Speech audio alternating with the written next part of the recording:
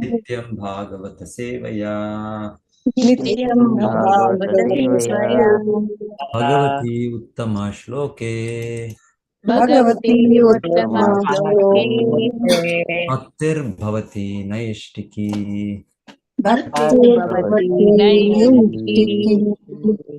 ಶ್ರೀಮದ್ ಭಾಗವತ 4ನೇ ಸ್ಕಂದ 10ನೇ ಅಧ್ಯಾಯ ಯಕ್ಷರೊಡನೆ ಧ್ರುವ ಮಹಾರಾಜನ ಯುದ್ಧ ಶ್ಲೋಕ 22ರಿಂದ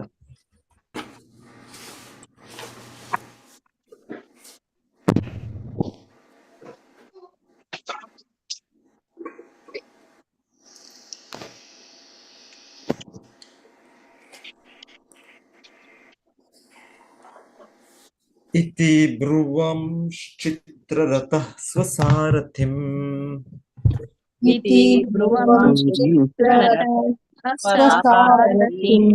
यत्तः परेषां प्रतियोगशङ्कितः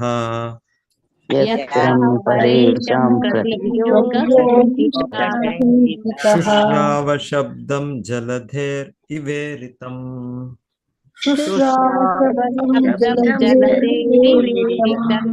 नभस्वतो दिक्षु रजो दृश्यता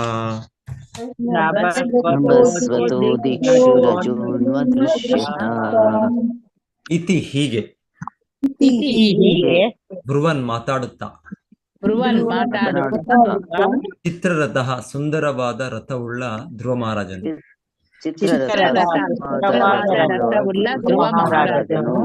ಸಾರಥಿ ತನ್ನ ಸಾರಥಿಯನ್ನು ಎಚ್ಚರಿಕೆಯಿಂದಿದ್ದಾಗ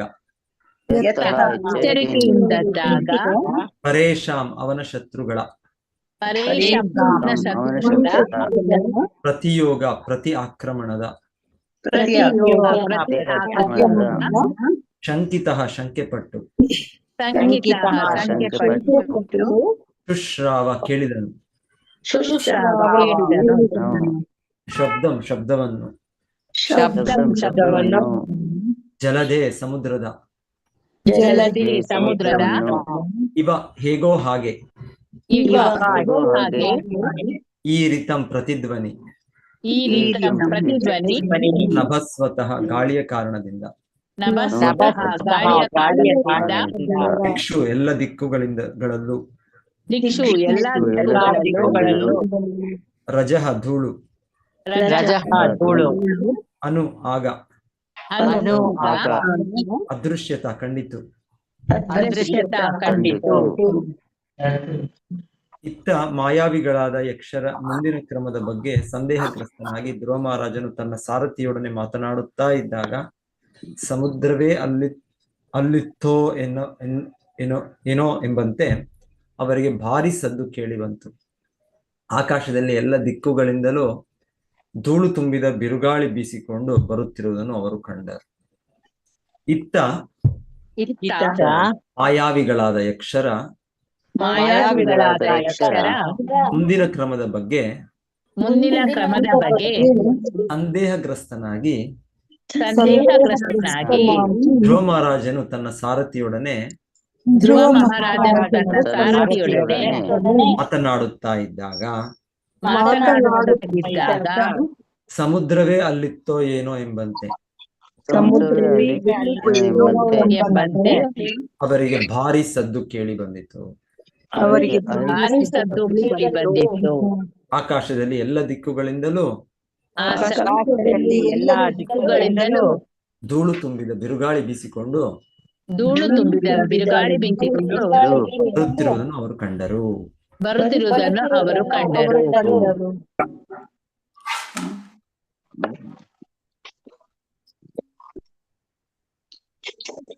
ಕ್ಷಣೇನಾಚ್ಛಾದಿತಂ ವ್ಯೋಮ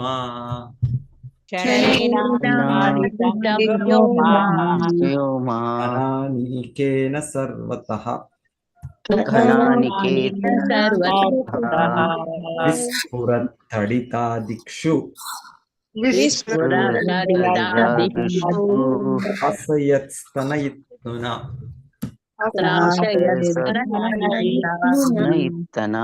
ಕ್ಷಣೇನ ಒಂದೇ ಕ್ಷಣದಲ್ಲಿ ಆಚ್ಛಾದಿತಂ ಆವರಿಸಲ್ಪಟ್ಟಿತು. ಆಚ್ಛಾದಿತಂ ಆವರಿಸಲ್ಪಟ್ಟಿತ್ತು. ವ್ಯೋಮ ಆಕಾಶವು. ಆಕಾಶವನ್ನು ಘನವಾದ ಮೋಡಗಳ. ಘನವಾದ ಮೋಡಗಳ ಅನಿಕೇನ ದಟ್ಟೈಸುವಿಕೆಯಿಂದ. ದಟ್ಟುವಿಕೆಯಿಂದ ಸರ್ವತಃ ಎಲ್ಲೆಲ್ಲೂ. ಎಲ್ಲೆಲ್ಲೂ ವಿಸ್ಫುರತ್ ಕಣ್ಣು ಕೋರೈಸುವ. ಕಣ್ಣು ಕೋರೈಸುವ ತಡಿತ ಮಿಂಚಿನಿಂದ. ಮಿಂಚಿನಿಂದ ದಿಕ್ಷು ಎಲ್ಲ ದಿಕ್ಕುಗಳಲ್ಲೂ. ದಿಕ್ಷು ಎಲ್ಲಾ ದಿಕ್ಕುಗಳಲ್ಲೂ ತ್ರಾಸಯತ್ ಎದರಿಸಿದ. ಹೆದರಿಸಿದ ತನಯಿತ್ನುನ ಗುಡುಗಿನಿಂದ. ಹುಡುಗಿನಿಂದ ಕ್ಷಣ ಮಾತ್ರದಲ್ಲಿ ಇಡೀ ಆಕಾಶ ದಟ್ಟವಾದ ಮೋಡಗಳಿಂದ ತುಂಬಿ ಹೋಯಿತು. ಭಾರಿ ಗುಡುಗಿನ ಸದ್ದು ಕೇಳಿ ಬಂದಿತು. ಕಣ್ಣು ಕೊರೈಸುವಂತಹ ಮಿಂಚು ಹೊಳೆಯಿತು ಹಾಗೂ ಭಾರಿ ಮಳೆ ಸುರಿಯತೊಡಗಿತು. ಕ್ಷಣ ಮಾತ್ರದಲ್ಲಿ ಇಡೀ ಆಕಾಶ ದಟ್ಟವಾದ ಮೋಡಗಳಿಂದ ತುಂಬಿ ಹೋಯಿತು. ದಟ್ಟವಾದ ಮೋಡಗಳಿಂದ ತುಂಬಿ ಹೋಯಿತು. ಭಾರಿ ಗುಡುಗಿನ ಸದ್ದು ಕೇಳಿ ಬಂದಿತು. ಗುಡುಗಿನ ಸದ್ದ ಕೇಳಿ ಬಂದಿತು. ಕಣ್ಣು ಕೊರೈಸುವಂತಹ ಮಿಂಚು ಹೊಳೆಯಿತು ಕಣ್ಣು ಕೋರೈಸುವಂತಹ ಮಿಂಚು ಹೊಳೆಯಿತು ಹಾಗೂ ಭಾರಿ ಮಳೆ ಸುರಿಯತೊಡಗಿತು. ಹಾಗೂ ಭಾರಿ ಮಳೆ ಸುರಿಯತೊಡಗಿತು. ವವೃಷೂರುದಿರೌಘಾಶ್ರಿಕ್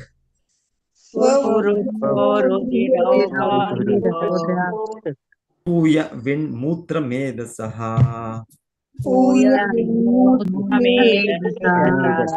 ಪೇತುರ್ಗಗನಾದಸ್ಯ ಅಬಂಧಾನಿ ಅಗ್ರತೋ ನಘಾ.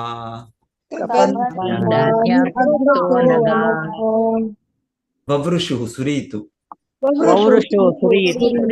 ರುಧಿರ ರಕ್ತದ. ಓಘ ಪ್ರವಾಹವು. ಸೃಕ್ ಶ್ಲೇಷ್ಮ. ಸೃಕ್ ಶ್ಲೇಷ್ಮ ಪೂಯ ಕೀವು. ವಿಟ್ ಮಲ. ಮೂತ್ರ ಮೂತ್ರ. ಮೇಧಸ ಕೊಬ್ಬು ಇವುಗಳು. ನಿಪೇತು ಬೀಳಲು ಆರಂಭಿಸಿದವು. ಗಗನಾತ್ ಆಕಾಶದಿಂದ. ಅಸ್ಯ ಧ್ರುವನ. ಕಬಂಧಾನಿ ಮುಂಡಗಳು. ಅಗ್ರತಃ ಮುಂದೆ. ಅನಘ ಎಲೈ ಪಾಪರಹಿತ ವಿದುರನೆ.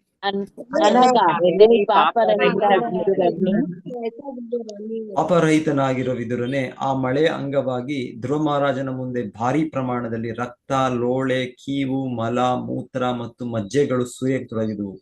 ಆಕಾಶದಿಂದ ಕಬಂಧಗಳು ಅಂದರೆ ಶರೀರದ ಮುಂಡಭಾಗಗಳು ಬಂದು ಬೀಳತೊಡಗಿದವು. ಪಾಪರಹಿತನಾಗಿರುವ ವಿದುರನೆ, ಆ ಮಳೆಯ ಅಂಗವಾಗಿ ಧ್ರುವ ಮಹಾರಾಜನ ಮುಂದೆ ಭಾರಿ ಪ್ರಮಾಣದಲ್ಲಿ ರಕ್ತ, ಲೋಳೆ, ಕೀವು, ಮಲ, ಮೂತ್ರ ಮತ್ತು ಮಜ್ಜೆಗಳು ಸುರಿಯತೊಡಗಿದವು. ಆಕಾಶದಿಂದ ಕಬಂಧಗಳು ಅಂದರೆ ಶರೀರದ ಮುಂಡಭಾಗಗಳು ಬಂದು ಬೀಳತೊಡಗಿದವು.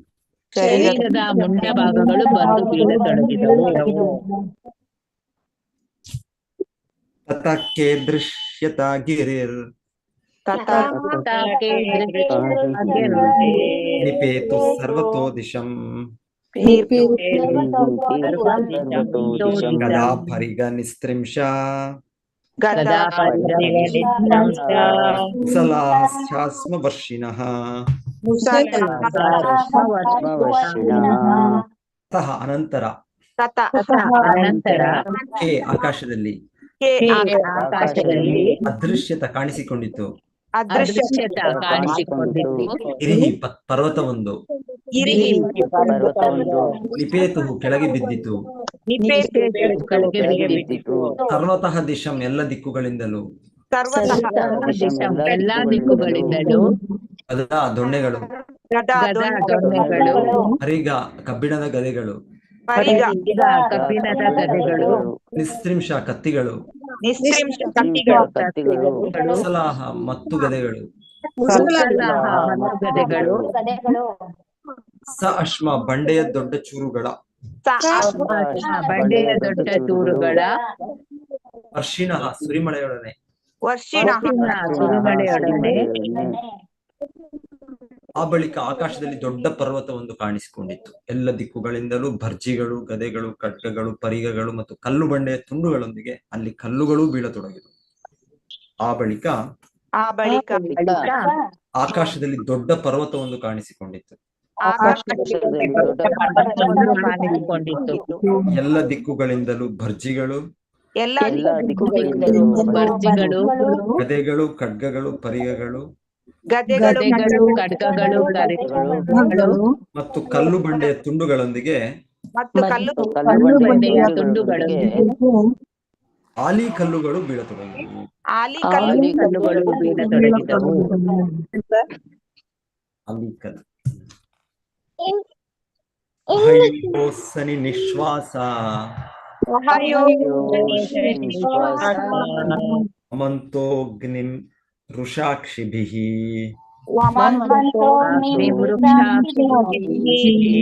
ವ್ಯಧಾವನ್ ಗಜಾಮತ್ತಾಃ ಸಿಂಹ ವ್ಯಾಘ್ರಶ್ಚ ಯೂತಶಃ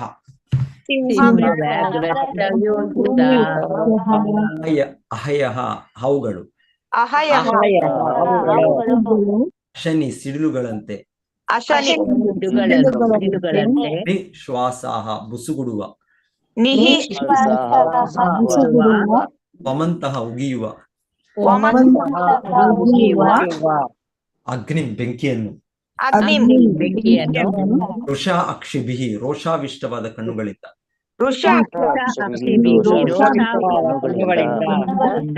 ಅಭ್ಯದಾವ ನುಗ್ಗಿದವು, ಗಜಾಹ ಆನೆಗಳು, ಮತ್ತಾಹ ಮದಿಸಿದ, ಸಿಂಹ ಸಿಂಹಗಳು, ವ್ಯಾಘ್ರಾಹ ಹುಲಿಗಳು, ಚ ಕೂಡ, ಯೂಥಶಃ ಹಿಂಡು ಹಿಂಡಾಗಿ, ಉರಿಯುವ ಕಣ್ಣುಗಳಿಂದ ಕೂಡಿದ ಅನೇಕ ಸರ್ಪಗಳು ಅಗ್ನಿಯನ್ನು ನುಗುಳುತ್ತಾ ತನ್ನನ್ನು ನುಂಗಲು ಬರುತ್ತಿರುವುದನ್ನು ಮತ್ತು ಮದೋನ್ಮತ್ತ ಆನೆಗಳು, ಸಿಂಹಗಳು ಮತ್ತು ಹುಲಿಗಳು ತನ್ನತ್ತ ಧಾವಿಸಿ ಬರುತ್ತಿರುವುದನ್ನು ಧ್ರುವ ಮಹಾರಾಜನು ಕಂಡನು.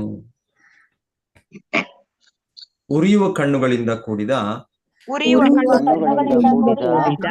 ಅನೇಕ ಸರ್ಪಗಳು ಅಗ್ನಿಯನ್ನು ಉಗುಳುತ್ತಾ ತನ್ನನ್ನು ನುಂಗಲು ಬರುತ್ತಿರುವುದನ್ನು ಮತ್ತು ಮದೋನ್ಮತ್ತ ಆನೆಗಳು, ಸಿಂಹಗಳು ಮತ್ತು ಹುಲಿಗಳು ತನ್ನತ್ತ ಧಾವಿಸಿ ಬರುತ್ತಿರುವುದನ್ನು ಧ್ರುವ ಮಹಾರಾಜನು ಕಂಡನು.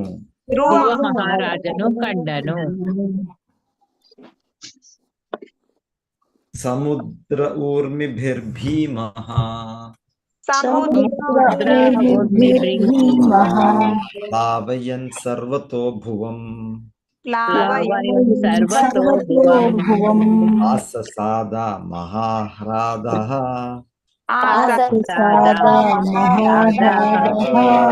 ಕಲ್ಪಾಂತ ಇವ ಭೀಷಣಃ.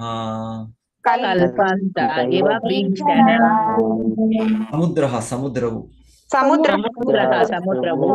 ಊರ್ಮಿಭಿಃ ಅಲೆಗಳಿಂದ, ಭೀಮಃ ಭಯಂಕರವಾದ, ಪ್ಲಾವಯನ್ ಮುಳುಗಿಸುತ್ತಾ, ಸರ್ವತಃ ಎಲ್ಲ ದಿಕ್ಕುಗಳಲ್ಲಿಯೂ ಭೂಮಿಯನ್ನು ಆಸಸಾದ ಮುಂದೆ ಬಂದಿತು. ಮಹಾರಾಧಃ ಬೋರ್ಗೈರು ಯುವ ಕಲ್ಪ ಅಂತೆ ಪ್ರಳಯದಂತೆ ಕಲ್ಪದ ಕೊನೆಯಲ್ಲಿ. ಕಲ್ಪ ಅಂತೆ ಪ್ರಳಯದಂತೆ ಕಲ್ಪದ ಕೊನೆಯಲ್ಲಿ. ಇವ ಹೇಗೋ ಹಾಗೆ. ಇವ ಹೇಗೋ ಹಾಗೆ. ಭೀಷಣ ಭಯಂಕರವಾದ. ಭೀಷಣ ಭಯಂಕರವಾದ. ಆ ಬಳಿಕ ಇಡೀ ಜಗತ್ತಿಗೆ ಪ್ರಳಯ ಕಾಲ ಸನ್ನಿಹಿತವಾಗಿ ಬಿಟ್ಟಿದೆಯೋ ಎಂಬಂತೆ ನೊರೆಗಳಿಂದ ಕೂಡಿದ ಅಲೆಗಳನ್ನುಳ್ಳ ಭಾರೀ ಆರ್ಭಟದಿಂದೊಡಗೂಡಿದ ಭಯಂಕರ ಸಮುದ್ರವೇ ತನ್ನತ್ತ ಧಾವಿಸಿ ಬರುತ್ತಿರುವಂತೆ ಅವನಿಗೆ ತೋರಿತು. ಆ ಬಳಿಕ ಇಡೀ ಜಗತ್ತಿಗೆ ಇಡೀ ಜಗತ್ತಿಗೆ ಪ್ರಳಯ ಕಾಲ ಸನ್ನಿಹಿತವಾಗಿ ಬಿಟ್ಟಿದೆಯೋ ಎಂಬಂತೆ ಸನ್ನಿಹಿತವಾಗಿ ಬಿಟ್ಟಿದೆಯೋ ಎಂಬಂತೆ ನೊರೆಗಳಿಂದ ಕೂಡಿದ ಅಲೆಗಳನ್ನುಳ್ಳ ಭಾರೀ ಆರ್ಭಟದಿಂದೊಡಗೂಡಿದ ಭಾರಿ ಆರ್ಭಟದಿಂದೊಡಗೂಡಿದ ಭಯಂಕರ ಸಮುದ್ರವೇ ತನ್ನತ್ತ ಧಾವಿಸಿ ಬರುತ್ತಿರುವಂತೆ ಅವನಿಗೆ ತೋರಿತು. ಧಾವಿಸಿ ಬರುವಂತೆ ಅವನಿಗೆ ತೋರಿತು. ಏವಂ ವಿಧಾನ್ಯನೇಕಾನಿ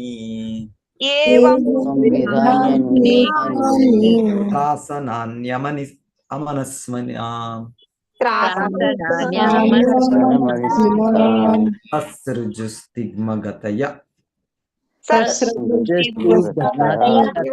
ಅಸೂರ್ಯ ಮಾಯಯಾಸುರಾಃ.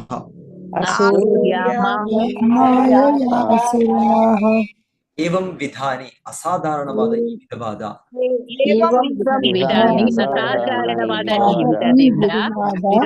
ಅನೇಕಾನಿ ವಿವಿಧ ತ್ರಾಸನಾನಿ ಭಯಂಕರವಾದ ಘಟನೆಗಳು ಅಮನಸ್ವಿನ ಮಂದಬುದ್ಧಿಯುಳ್ಳ ಮನುಷ್ಯರಿಗೆ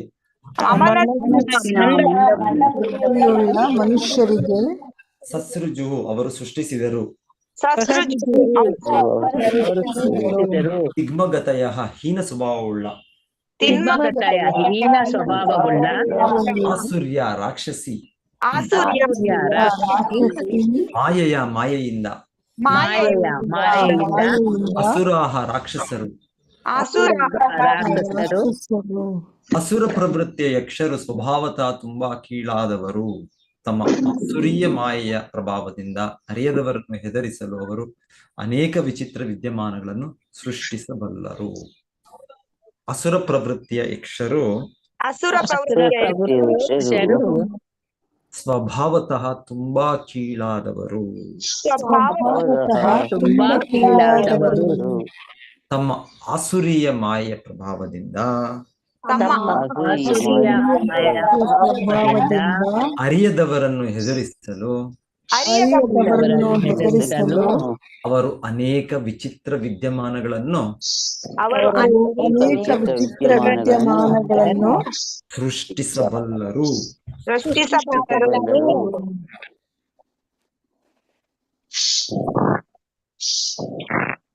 ಧ್ರುವೇ ಪ್ರಯುಕ್ತಾಂ ಅಸುರೇ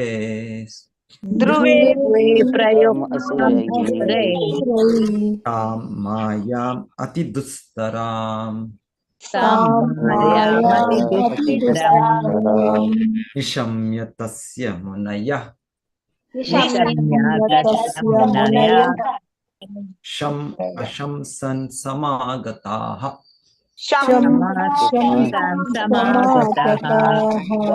ಧ್ರುವೆ ಧ್ರುವನಿಗೆದುರಾಗಿ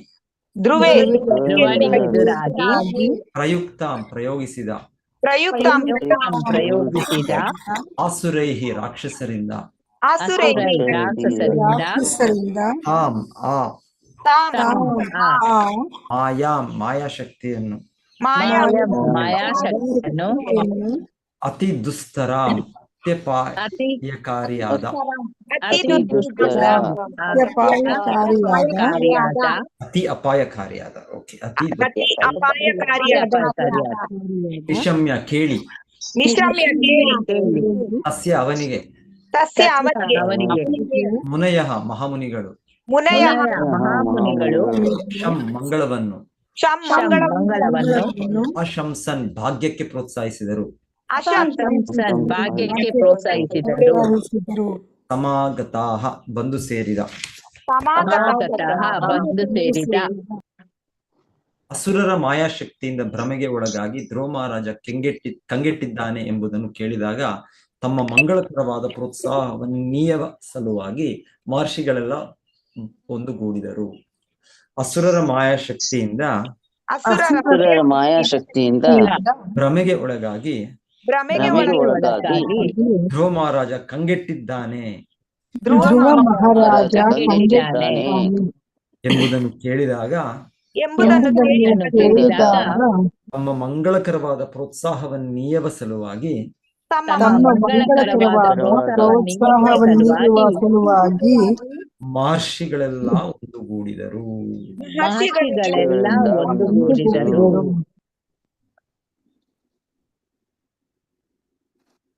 ಇನ್ನೊಂದು ಶ್ಲೋಕ ಓದ್ಬೇಡ, ನಾಳೆ ಮಾಡೋಣ ಅದು. ಓದಿ ಪ್ರಭುಜಿ. ಓದೋಣ ಪ್ರಭುಜಿ. ಇಲ್ಲ, ನಾಳೆ ಮಾಡೋಣ ಅನ್ಸುತ್ತೆ. ಮಾತಾಡಿ ನೋಡೋಣ. ಸ್ಟಾರ್ಟ್ ಮಾಡ್ತೀನಿ, ನೋಡೋಣ. ನಾಳೆಗೆ ಒಂದು ಶ್ಲೋಕ ಇದೆ ಅಷ್ಟೇ ಇನ್ನ ಈ ಅಧ್ಯಾಯದಲ್ಲಿ. ಒಂದೇ ಶ್ಲೋಕ ಇದೆ. ಓಂ ಅಜ್ಞಾನತಿಮಿರಾಂತಸ್ಯ ಜ್ಞಾನಾಂಜನಶಲಾಕಯ ಚಕ್ಷುರುನ್ಮೀಲಿತಂ ಯೇನ ತಸ್ಮೈ ಶ್ರೀ ಗುರವೇ ನಮಃ. ನಮೋ ವಿಷ್ಣುಪಾದಾಯ ಕೃಷ್ಣಪ್ರೇಷ್ಠಾಯ ಭೂತಲೆ ಶ್ರೀಮತೆ ಭಕ್ತಿವೇದಾಂತ ಸ್ವಾಮಿನಿತಿ ನಾಮಿನೆ. ನಮಸ್ತೆ ಸಾರಸ್ವತೆ ದೇವೆ ಗೌರವಾಣಿ ಪ್ರಚಾರಿಣೆ ನಿರ್ವಿಶೇಷ ಶೂನ್ಯವಾದಿ ಪಾಶ್ಚಾತ್ಯ ದೇಶತಾರಿಣೆ. ಜಯ ಶ್ರೀ ಕೃಷ್ಣ ಚೈತನ್ಯ ಪ್ರಭು ನಿತ್ಯಾನಂದ ಶ್ರೀ ಅದ್ವೈತ ಗದಾಧರ ಶ್ರೀವಾಸದಿ ಗೌರ ಭಕ್ತ ವೃಂದ. ಹರೇ ಕೃಷ್ಣ ಕೃಷ್ಣ ಕೃಷ್ಣ ಹರೇ ಹರೇ, ಹರೇ ರಾಮ ರಾಮ ರಾಮ ಹರೇ ಹರೇ. ಹರೇ ಕೃಷ್ಣ ಕೃಷ್ಣ ಕೃಷ್ಣ ಹರೇ ಹರೇ, ಹರೇ ರಾಮ ರಾಮ ರಾಮ ಹರೇ ಹರೇ. ಹರೇ ಕೃಷ್ಣ ಕೃಷ್ಣ ಕೃಷ್ಣ ಹರೇ ಹರೇ, ಹರೇ ರಾಮ ರಾಮ ರಾಮ ಹರೇ ಹರೇ. ಸೊ ಇದು ಧ್ರುವ ಮಹಾರಾಜರು ಯಕ್ಷರೊಡನೆ ಅವರ ಯುದ್ಧ ಮುಂದುವರಿತಾ ಇದೆ. ಸೊ ಒಂದು ಕಡೆ ಧ್ರುವ ಮಹಾರಾಜರ ಸಾಮರ್ಥ್ಯ, ಮತ್ತೆ ಆ ಕಡೆ ಇದು ಯಕ್ಷರ ಪ್ರತಿಕ್ರಿಯೆ. ಅವರು ಕೂಡ ಏನು ಕಡಿಮೆ ಯೋಧರಲ್ಲ, ಅವರು ಕೂಡ ತೀವ್ರವಾದ ಯುದ್ಧದಲ್ಲಿ ಅದರಲ್ಲಿ ತೊಡಗಿದ್ದಾರೆ ಅವರು. ಸೊ ನಾವು ಮತ್ತೆ ಇದನ್ನ ನೆನಪು ಮಾಡ್ಕೊಳ್ಳೋದು, ಈ ಅಧ್ಯಾಯದ ಹೆಸರೇ ಯಕ್ಷರೊಡನೆ ಧ್ರುವ ಮಹಾರಾಜನ ಯುದ್ಧ. ಯುದ್ಧ ಯುದ್ಧ ಯುದ್ಧ ಸಾಮಾನ್ಯವಾಗಿ ಯುದ್ಧ ಇದು ಅಂದ್ರೆ ಹಿಂಸೆ. ಸೊ ನಮ್ಮ ಇದರಲ್ಲಿ ನಾವು ಅಹಿಂಸೆನೆ ಮುಖ್ಯ ಅಂತ ಹೇಳ್ತೀನಿ. ಇಲ್ಲ, ಹಿಂಸೆಗೆ ಇದೆ, ಹಿಂಸೆಗೆ ಪ್ರಾಮುಖ್ಯತೆ ಇದೆ, ಬೇಕು. ಹಿಂಸೆ ಕೂಡ ಒಮ್ಮೊಮ್ಮೆ ಬೇಕು. ಸಾಮಾನ್ಯವಾಗಿ ಕೂಡ ಅನ್ಯಾಯದ ಆದಾಗ ಹಿಂಸೆ ಬೇಕು. ಅನ್ಯಾಯ ವ್ಯಕ್ತಿಗಳನ್ನ ನಿಯಂತ್ರಿಸಲಿಕ್ಕೆ ಹಿಂಸೆ ಬೇಕು. ಸೊ ಅಹಿಂಸೆ ಅನ್ನೋದು ಅದು ಆಗೋದಿಲ್ಲ. ಅದು ಹಿಂಸೆ ಅನ್ನೋದು ಭೌತಿಕ ಜಗತ್ತಿನಲ್ಲಂತೂ ಆಗೋದಿಲ್ಲ. ಆಧ್ಯಾತ್ಮಿಕ ಜಗತ್ತಿನಲ್ಲಿ ಓಕೆ, ಅಲ್ಲಿ ವೈಕುಂಠ ಜಗತ್ತಿನಲ್ಲಿ ಅಲ್ಲಿ ಹಿಂಸೆಯ ಪ್ರಶ್ನೆ ಇಲ್ಲ. ಅಲ್ಲಿ ಎಲ್ಲರೂ ಕೂಡ ಭಕ್ತರೇ. ವೈಕುಂಠದಲ್ಲಿ ಕೃಷ್ಣನಿದ್ದಾನೆ, ನಾರಾಯಣನ ರೂಪದಲ್ಲೋ ಕೃಷ್ಣ ರೂಪದಲ್ಲೋ ಎಲ್ಲ ಭಕ್ತರೇ ಇರೋರು. ಅಲ್ಲಿ ಅಸುರರಿಲ್ಲ. ಸೊ ಅಲ್ಲಿ ಡೆಫಿನೆಟ್ಲಿ ಅಲ್ಲಿಗೆ ಹಿಂಸೆ ಇಲ್ಲ ಅಲ್ಲಿ. ಆದ್ರೆ ಭೌತಿಕ ಜಗತ್ತು ಅಂದ್ರೆ ಇದು ಜೈಲಿದು. ಸೊ ಜೈಲಲ್ಲಿ ಯಾರಿದ್ದಾರೆ ಅಂದ್ರೆ ಎಲ್ಲ ಕಳ್ಳರು, ಎಲ್ಲ ದರೋಡೆಕೋರರು, ಎಲ್ಲ ಕೊಲೆಗಾರರು, ಎಲ್ಲ ಪಿಕ್ ಪಾಕೆಟ್, ಎಲ್ಲ ಭ್ರಷ್ಟಾಚಾರರು. ಸೊ ಯಾರು ಜೈಲಿಗೆ ಹೋಗ್ತಾರೆ? ಏನೋ ಒಂದು ತಪ್ಪು ಮಾಡಿದವರೇ ಹೋಗೋದು. ಸೊ ಹಾಗೆ ನಾವೆಲ್ಲರೂ ಇಲ್ಲಿರೋರು. ಭೌತಿಕ ಜಗತ್ತು ಅಂದ್ರೆ ನಾವೆಲ್ಲರೂ ಕೂಡ ರಾಜಸ ತಾಮಸ ಗುಣದಲ್ಲಿ, ಆ ಪ್ರಭಾವದಲ್ಲಿ ಕಾಮ, ಕ್ರೋಧ, ಲೋಭ, ಮೋಹ, ಮದ, ಮಾತ್ಸರ್ಯ ಇದನ್ನು ಆಶ್ರಯಿಸಿ ನಾವೆಲ್ಲರೂ ಕೂಡ ನಾವು ಕೃಷ್ಣನ ವಿರೋಧಿಸಿ ನಾನೇ ಕೃಷ್ಣನಾಗಬೇಕು, ನಾನೇ ಕೃಷ್ಣನ ರೀತಿಯಲ್ಲಿ ಆನಂದಿಸಬೇಕು, ಪ್ರಭುತ್ವ ಸಾಧಿಸಬೇಕು, ಭೋಗಿಸಬೇಕು ಅಂತ ಒಂದು ಇಚ್ಛೆಯಿಂದ ನಾವು ಇಲ್ಲಿ 80 ಲಕ್ಷ ಜೀವರಾಶಿಗಳ ದೇಹವನ್ನು ಸ್ವೀಕರಿಸಿ ನಾವಿದ್ದೇವೆ. ಸೊ ಇದು ಜೈಲಿದು. ಈ ಜೈಲಲ್ಲಿ ಸಹಜವಾಗಿ ನಮಗೆ ನಾವು ಅನ್ಯಾಯ, ಅಧರ್ಮದಲ್ಲಿ ತೊಡಗಿದ್ದೇವೆ. ಸೊ ಇಲ್ಲಿ ಹಿಂಸೆ ಅಗತ್ಯ ಇದೆ. ಸೊ ಹಿಂಸೆಯಿಂದ ಧರ್ಮವನ್ನು ಕೂಡ ಸ್ಥಾಪನೆ ಮಾಡೋದು, ನ್ಯಾಯವನ್ನು ಕೊಡೋದು, ಇದು ಅಗತ್ಯ ಇದೆ, ಇದು ಅಗತ್ಯ ಇದೆ ಇಲ್ಲಿ. ಸೊ ಭಗವಂತನ ಕೂಡ ಜನ್ಮ ಕರ್ಮ ಚಮೇ ದಿವ್ಯಂ ಏವಂ ಯೋ ಜಾನಾತಿ ತತ್ವತಃ. ಭಗವಂತನ ಚಟುವಟಿಕೆಗಳು ಅಸಾಧಾರಣ ಚಟುವಟಿಕೆಗಳು, ಅವನ ಎಲ್ಲ ಚಟುವಟಿಕೆಗಳು ಅಸಾಧಾರಣ. ಸೊ ಈ ಜಗತ್ತಿನಲ್ಲಿ ಹಿಂಸೆ ಸಾಮಾನ್ಯವಾಗುವುದು ಇದು ಸುರ ಅಸುರರ ಮಧ್ಯನೋ ಅಸುರರ ಮಧ್ಯನೋ ಇದು ನಡೆಯುತ್ತೆ. ಆ ಹಿಂಸೆಯನ್ನು ಪರ್ಟಿಕ್ಯುಲರ್ಲಿ ಅಸುರರ ಮಧ್ಯೆ ನಡೆಯೋ ಹಿಂಸೆಯನ್ನು ನಿಲ್ಲಿಸ್ಬೇಕು, ಇಲ್ಲಾಂದ್ರೆ ಸುರಾಸುರ ಮಧ್ಯೆ ಕೂಡ ಆಗತ್ತೆ. ಸೊ ಈ ಕ್ರಿಯೆಗಳು ಇದರ ವಿರೋಧವಾಗಿ ಕೆಲವೊಮ್ಮೆ ಮಾಯಾವಾದಿಗಳು ಆಧ್ಯಾತ್ಮಿಕವಾದಿಗಳು ಆಲೋಚಿಸೋದು, ಆಧ್ಯಾತ್ಮ ಅಂದ್ರೆ ಇರಬಾರ್ದು, ಹಿಂಸೆ ಇರಬಾರ್ದು. ಇಲ್ಲ, ಆಧ್ಯಾತ್ಮಿಕವಾಗಿ ಇದೆ, ಆದ್ರೆ ಅದು ಯಾವ ಕಾರಣಕ್ಕೆ ಇದೆ, ಕೃಷ್ಣನಿಗೋಸ್ಕರ ಅದು ಇರ್ಬಹುದು. ಆ ಹಿಂಸೆ, ಆ ರೀತಿಯ ಹಿಂಸೆ ಇರ್ಬಹುದು. ಕೃಷ್ಣ ಧರ್ಮವನ್ನು ಸ್ಥಾಪಿಸಿದಕ್ಕೆ ಹಿಂಸೆ ಅಗತ್ಯ ಇದೆ. ಭೌತಿಕ ಧರ್ಮ, ಭೌತಿಕ ನ್ಯಾಯವನ್ನು, ಭೌತಿಕ ಇದನ್ನು ಮಾಡೋದಕ್ಕೆ ಹಿಂಸೆ ಅಗತ್ಯ ಇದೆ. ಹಾಗೆ ಭಗವಂತನ ನಿಯಮಗಳನ್ನ ಮಾಡೋದಕ್ಕೆ ಕೂಡ ಈ ಭೌತಿಕ ಜಗತ್ತಿನಲ್ಲಿ ಅದರ ಅಗತ್ಯ ಇದೆ. ಭಗವಂತನು ಶ್ರೀರಾಮನಾಗಿ ರಾವಣನ ಎದುರು ಯುದ್ಧ ಮಾಡಿದ್ದು, ಶ್ರೀಕೃಷ್ಣನಾಗಿ ಅವನು ಎಷ್ಟು ಅಸುರನ್ನು ಕೊಂದದ್ದು, ನರಸಿಂಹನಾಗಿ ಹಿರಣ್ಯಕಶಿಪು ಕೊಂದದ್ದು, ವರಾಹನಾಗಿ ಹಿರಣ್ಯಾಕ್ಷನ್ ಕೊಂದದ್ದು. ಸೊ ಇದೆಲ್ಲ ಇದೆ, ಇದೆ ಹಿಂಸೆ ಇದೆ ಇಲ್ಲಿ. ಆದರೆ ಇದೆಲ್ಲವೂ ಕೂಡ ಭಗವಂತನೇ ಮಾಡಿರೋದು, ದಿವ್ಯವಾದದ್ದು. ಅದರಿಂದ ಎಲ್ಲರಿಗೂ ಕೂಡ ಅದರಿಂದ ಒಳ್ಳೆಯದೇ ಆಗುತ್ತೆ. ಅಲ್ಲಿ ಪರಿಣಾಮ ಅಸುರರು ಕೊಂದ ಮೇಲೆ ಒಂದು ಸುಖ ಶಾಂತಿ ಬರುತ್ತೆ, ಸಮಾಜದಲ್ಲಿ ಒಂದು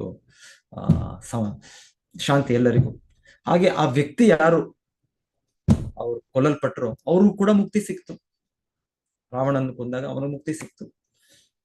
ಕೃಷ್ಣನು ಎಷ್ಟು ಅಸುರರು ಕೂಡ ಅವರು ಮುಕ್ತಿ ಸಿಕ್ತು. ಹಿರಣ್ಯಕಶಿಪು, ಹಿರಣ್ಯಾಕ್ಷ ಅವ್ರು ಕೊಂದಾಗ ಮುಕ್ತಿ ಸಿಕ್ತು ಅವ್ರಿಗೆ. ಸೊ ಅವರು ಕೂಡ ಕೊಂದ ವ್ಯಕ್ತಿಗಳು ಕೂಡ ಅವರು ಕೂಡ ಒಳ್ಳೇದೇ ಆಯ್ತು. ಏನು ಅಲ್ಲಿ ಏನು ಯಾರಿಗೂ ಕೂಡ ಅಲ್ಲಿ ಅನ್ಯಾಯ ಆಗ್ಲಿಲ್ಲ, ಅಧರ್ಮ ಇದು ಆಗ್ಲಿಲ್ಲ, ಯಾರು ಕೂಡ ಪಕ್ಷಪಾತ ಆಗ್ಲಿಲ್ಲ, ಎಲ್ಲರಿಗೂ ಒಳ್ಳೇದೇ ಆಯ್ತು. ಸೊ ಅದೇ ರೀತಿಯಲ್ಲಿ ಭಗವಂತನ ಭಕ್ತರು ಕೂಡ ಯುದ್ಧ ಮಾಡಿದಾಗ್ಲೂ ಭಗವಂತನ ಭಕ್ತರು ಇದರ ಧ್ರುವ ಮಹಾರಾಜಂತಹ ಮಹಾನ್ ಭಕ್ತರು, ಮಹಾಭಾಗವತರು ಅಂತಹವರು ಮಾಡಿದಾಗ ಅದು ಕೂಡ ಒಳ್ಳೆಯದೇ. ಸೊ ಅಲ್ಲೂ ಕೂಡ ಪಾಂಡವರು ಯುದ್ಧ ಮಾಡಿದಾಗ ಕೃಷ್ಣನ ಮಾರ್ಗದರ್ಶನದಲ್ಲಿ ಮಹಾಭಾರತದ ಸತ್ತ ಎಲ್ಲರಿಗೂ ಕೂಡ ಅವ್ರಿಗೂ ಮುಕ್ತಿ ಸಿಕ್ತು ಅಂತ. ಸೊ ಯಾರಿಗೂ ಅಲ್ಲಿ ಸ್ಥಾಪನೆ ಆಗಿದ್ದು ರಾಮರಾಜ್ಯ. ಹಾಗೆ ಈ ಯುದ್ಧದ ನಂತರ ಆಮೇಲೆ ಆ ಯುದ್ಧದಲ್ಲಿ ಸತ್ತವರು ಕೂಡ ಅವರು ಕೂಡ ಭಗವದ್ಧಾಮವನ್ನು ಇಲ್ಲಾಂದ್ರೆ ಆ ಮುಕ್ತಿಯನ್ನು ಪಡೆದ್ರು. ಸೊ ಯಾರಿಗೆ ನಷ್ಟ ಆಯ್ತು, ಯಾರಿಗೂ ನಷ್ಟ ಆಗಿಲ್ಲ. ಸೊ ಇನ್ನು ಮುಂದೇನು ಬರುತ್ತೆ, ನೆಕ್ಸ್ಟ್ ಬರೋ ಅಧ್ಯಾಯದಲ್ಲಿ ಹೇಳ್ತಾರೆ, ಧ್ರುವ ಮಹಾರಾಜರಿಂದ ಹೀಗೆ ಸತ್ತವರೋ ಇಲ್ಲ ಅಂದ್ರೆ ಯಾರ ಭಕ್ತರು ಈ ಭಗವಂತನ ಪ್ರತಿನಿಧಿಸುತ್ತಾ ಅವರು ದಿವ್ಯ ನೆಲೆಯಲ್ಲಿರೋದ್ರಿಂದ ಅವರಿಂದ ಕೊಲ್ಲಲ್ಪಟ್ಟ ವ್ಯಕ್ತಿಗಳು ಕೂಡ ಈ ಭೌತಿಕ ಜಗತ್ತಲ್ಲೂ ಅವರು ಮುಕ್ತಿ ಸಾಧಿಸ್ಲಿಲ್ಲ ಅಂದ್ರು ಈ ಭೌತಿಕ ಜಗತ್ತಲ್ಲೂ ಕೂಡ ಉನ್ನತ ಲೋಕಗಳನ್ನು ಪಡೀತಾರೆ. ಸೂರ್ಯನ ಮೇಲೆ ಉನ್ನತ ಜೀವಿಗಳು, ಪುಣ್ಯ ಜೀವಿಗಳು ಇರುವಂತ ಸಿದ್ಧಲೋಕ, ಆ ಋಷಿ ತಪೋಲೋಕ ಎಲ್ಲ ಇದೆ, ಅದನ್ನು ಪಡಿಬಹುದು ಅಂತ ಹೇಳ್ತಾರೆ. ಸಾಮಾನ್ಯವಾಗಿ ಅದನ್ನು ಪಡಿಬೇಕು ಅಂದ್ರೆ ತೀವ್ರ ತಪಸ್ಸೆ ಮಾಡಬೇಕು. ಅದು ಪರ್ಟಿಕ್ಯುಲರ್ ಒಂದ್ ಕಡೆ ಹೇಳ್ತಾರೆ, ಏನು ಇಲ್ಲ ಅಂದ್ರೆ ಬ್ರಹ್ಮಚರ್ಯ, ತೀವ್ರವಾಗಿ ಈ ರೀತಿ ತಪಸ್ಸೆ ಇದ್ರೆ ಆ ವ್ಯಕ್ತಿಗೆ ಆ ರೀತಿಯ ಒಂದು ಲೋಕಗಳು ಭಗವಂತನು ಭೌತಿಕ ಜಗತ್ತಿನಲ್ಲಿ ಸೃಷ್ಟಿಸಿದ್ದಾರೆ. ಆದರೆ ಈ ರೀತಿಯ ಒಂದು ಯುದ್ಧಗಳು ಯಾವುದರಲ್ಲಿ ಕೃಷ್ಣನ ಪ್ರತಿನಿಧಿಯಾದ ಶುದ್ಧ ಭಕ್ತನೇನಾದ್ರೂ ಭಾಗವಹಿಸಿದ್ರೆ ಅಲ್ಲಿ ಕೊಲ್ಲಲ್ಪಟ್ಟ ವ್ಯಕ್ತಿಗಳು ಕೂಡ ಅದನ್ನು ಸಾಧಿಸ್ತಾರೆ. ಹಾಗಾಗಿ ಇದರಲ್ಲಿ ನಷ್ಟ ಯಾರಿಗೂ ನಷ್ಟ ಇಲ್ಲ. ತಾತ್ಕಾಲಿಕವಾಗಿ ದೇಹ ಇವತ್ತೋ ನಾಳೆನೋ ಇಲ್ಲ ಅಂದ್ರೆ 20 ವರ್ಷನೋ 50 ವರ್ಷ 100 ವರ್ಷ ಮ್ಯಾಕ್ಸಿಮಮ್ ಇದು ಸಾಯ್ಲೇಬೇಕು. ಆದ್ರೆ ಇದರ ಮತ್ತೆ ಏನು ಈ ಇದು ನಮ್ಮ ಕರ್ಮಾನುಸಾರ ನಾವು ಸೊಳ್ಳೆಯಾಗಿ ಹುಟ್ತೀವೋ, ನರಿಯಾಗಿ ಹುಟ್ತೀವೋ, ಪಕ್ಷಿಯಾಗಿ ಹುಟ್ತೀವೋ, ಮರವಾಗಿ ಹುಟ್ತೀವೋ, ಹಂದಿಯಾಗಿ ಹುಟ್ತೀವೋ, ನಮ್ಮ ಕೈಯಲ್ಲಿಲ್ಲ. ಆದ್ರೆ ಅದರ ಮತ್ತೆ ನಾವ್ ಈ ರೀತಿ ಒಂದು ಉನ್ನತ ಲೋಕಗಳಲ್ಲಿ ದೇವತಾ ಲೋಕಗಳು ಹುಟ್ಟಿದ್ರೆ. ಸೊ ಹಾಗೆ ಇಲ್ಲಿ ಹೇಳ್ತಾ ಇದ್ದಾರೆ, ಧ್ರುವ ಮಹಾರಾಜರ ಯುದ್ಧ ಕೂಡ ಇದರಲ್ಲಿ ಅಷ್ಟು ಜನ ಸತ್ರು, ಯಕ್ಷರು. ಆದರೆ ಅವರು ಕೂಡ ಈ ಭೌತಿಕ ಲೋಕದಲ್ಲಿ ಉನ್ನತ ಸ್ಥಾನ ಸಿಕ್ತು ಅಂತ ನಾವು ನೆಕ್ಸ್ಟ್ ಬರೋ ಅಧ್ಯಾಯದಲ್ಲಿ ಕಾಣ್ತೇವೆ.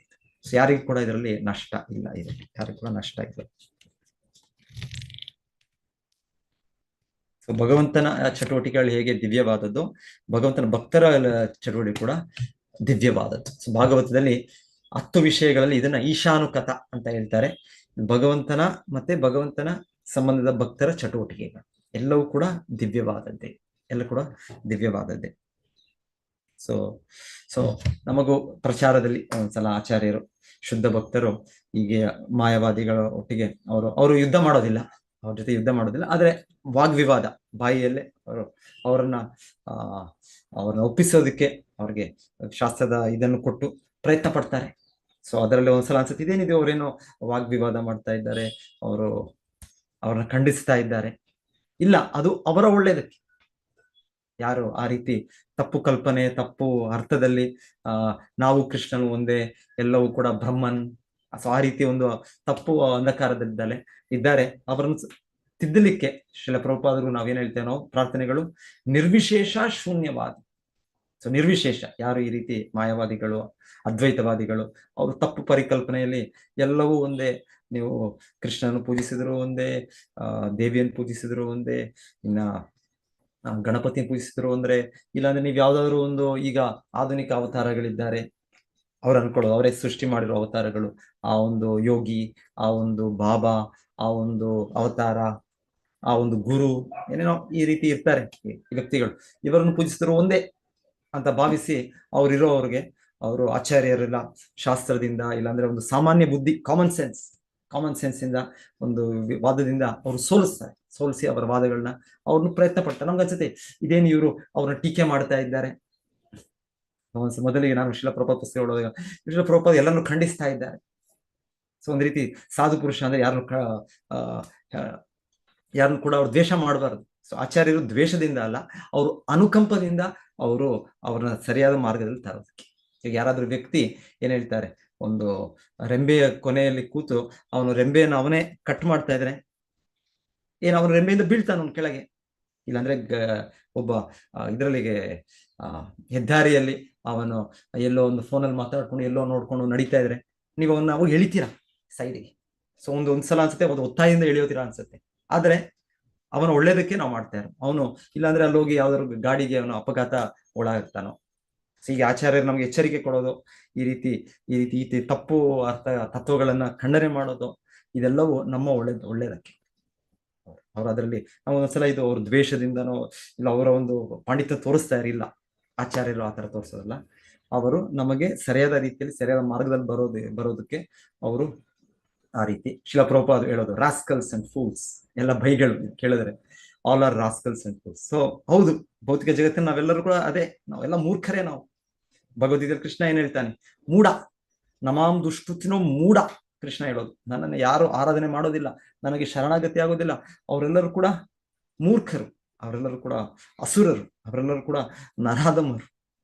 ಸೊ ಆಚಾರ್ಯರು ಅಂದ್ರೆ ಶುದ್ಧ ಭಕ್ತರು, ಅವರು ಕೃಷ್ಣನನ್ನು ಪ್ರತಿನಿಧಿಸುತ್ತಿದ್ದಾರೆ. ಹಾಗಾಗಿ ಅವರು ಕೂಡ ಒಮ್ಮೆ ಆ ರೀತಿ ಹೇಳಿದಾಗ ಅದು ನಾವು ತಪ್ಪು ಅರ್ಥ ಮಾಡ್ಕೊಳ್ಬಾರ್ದು.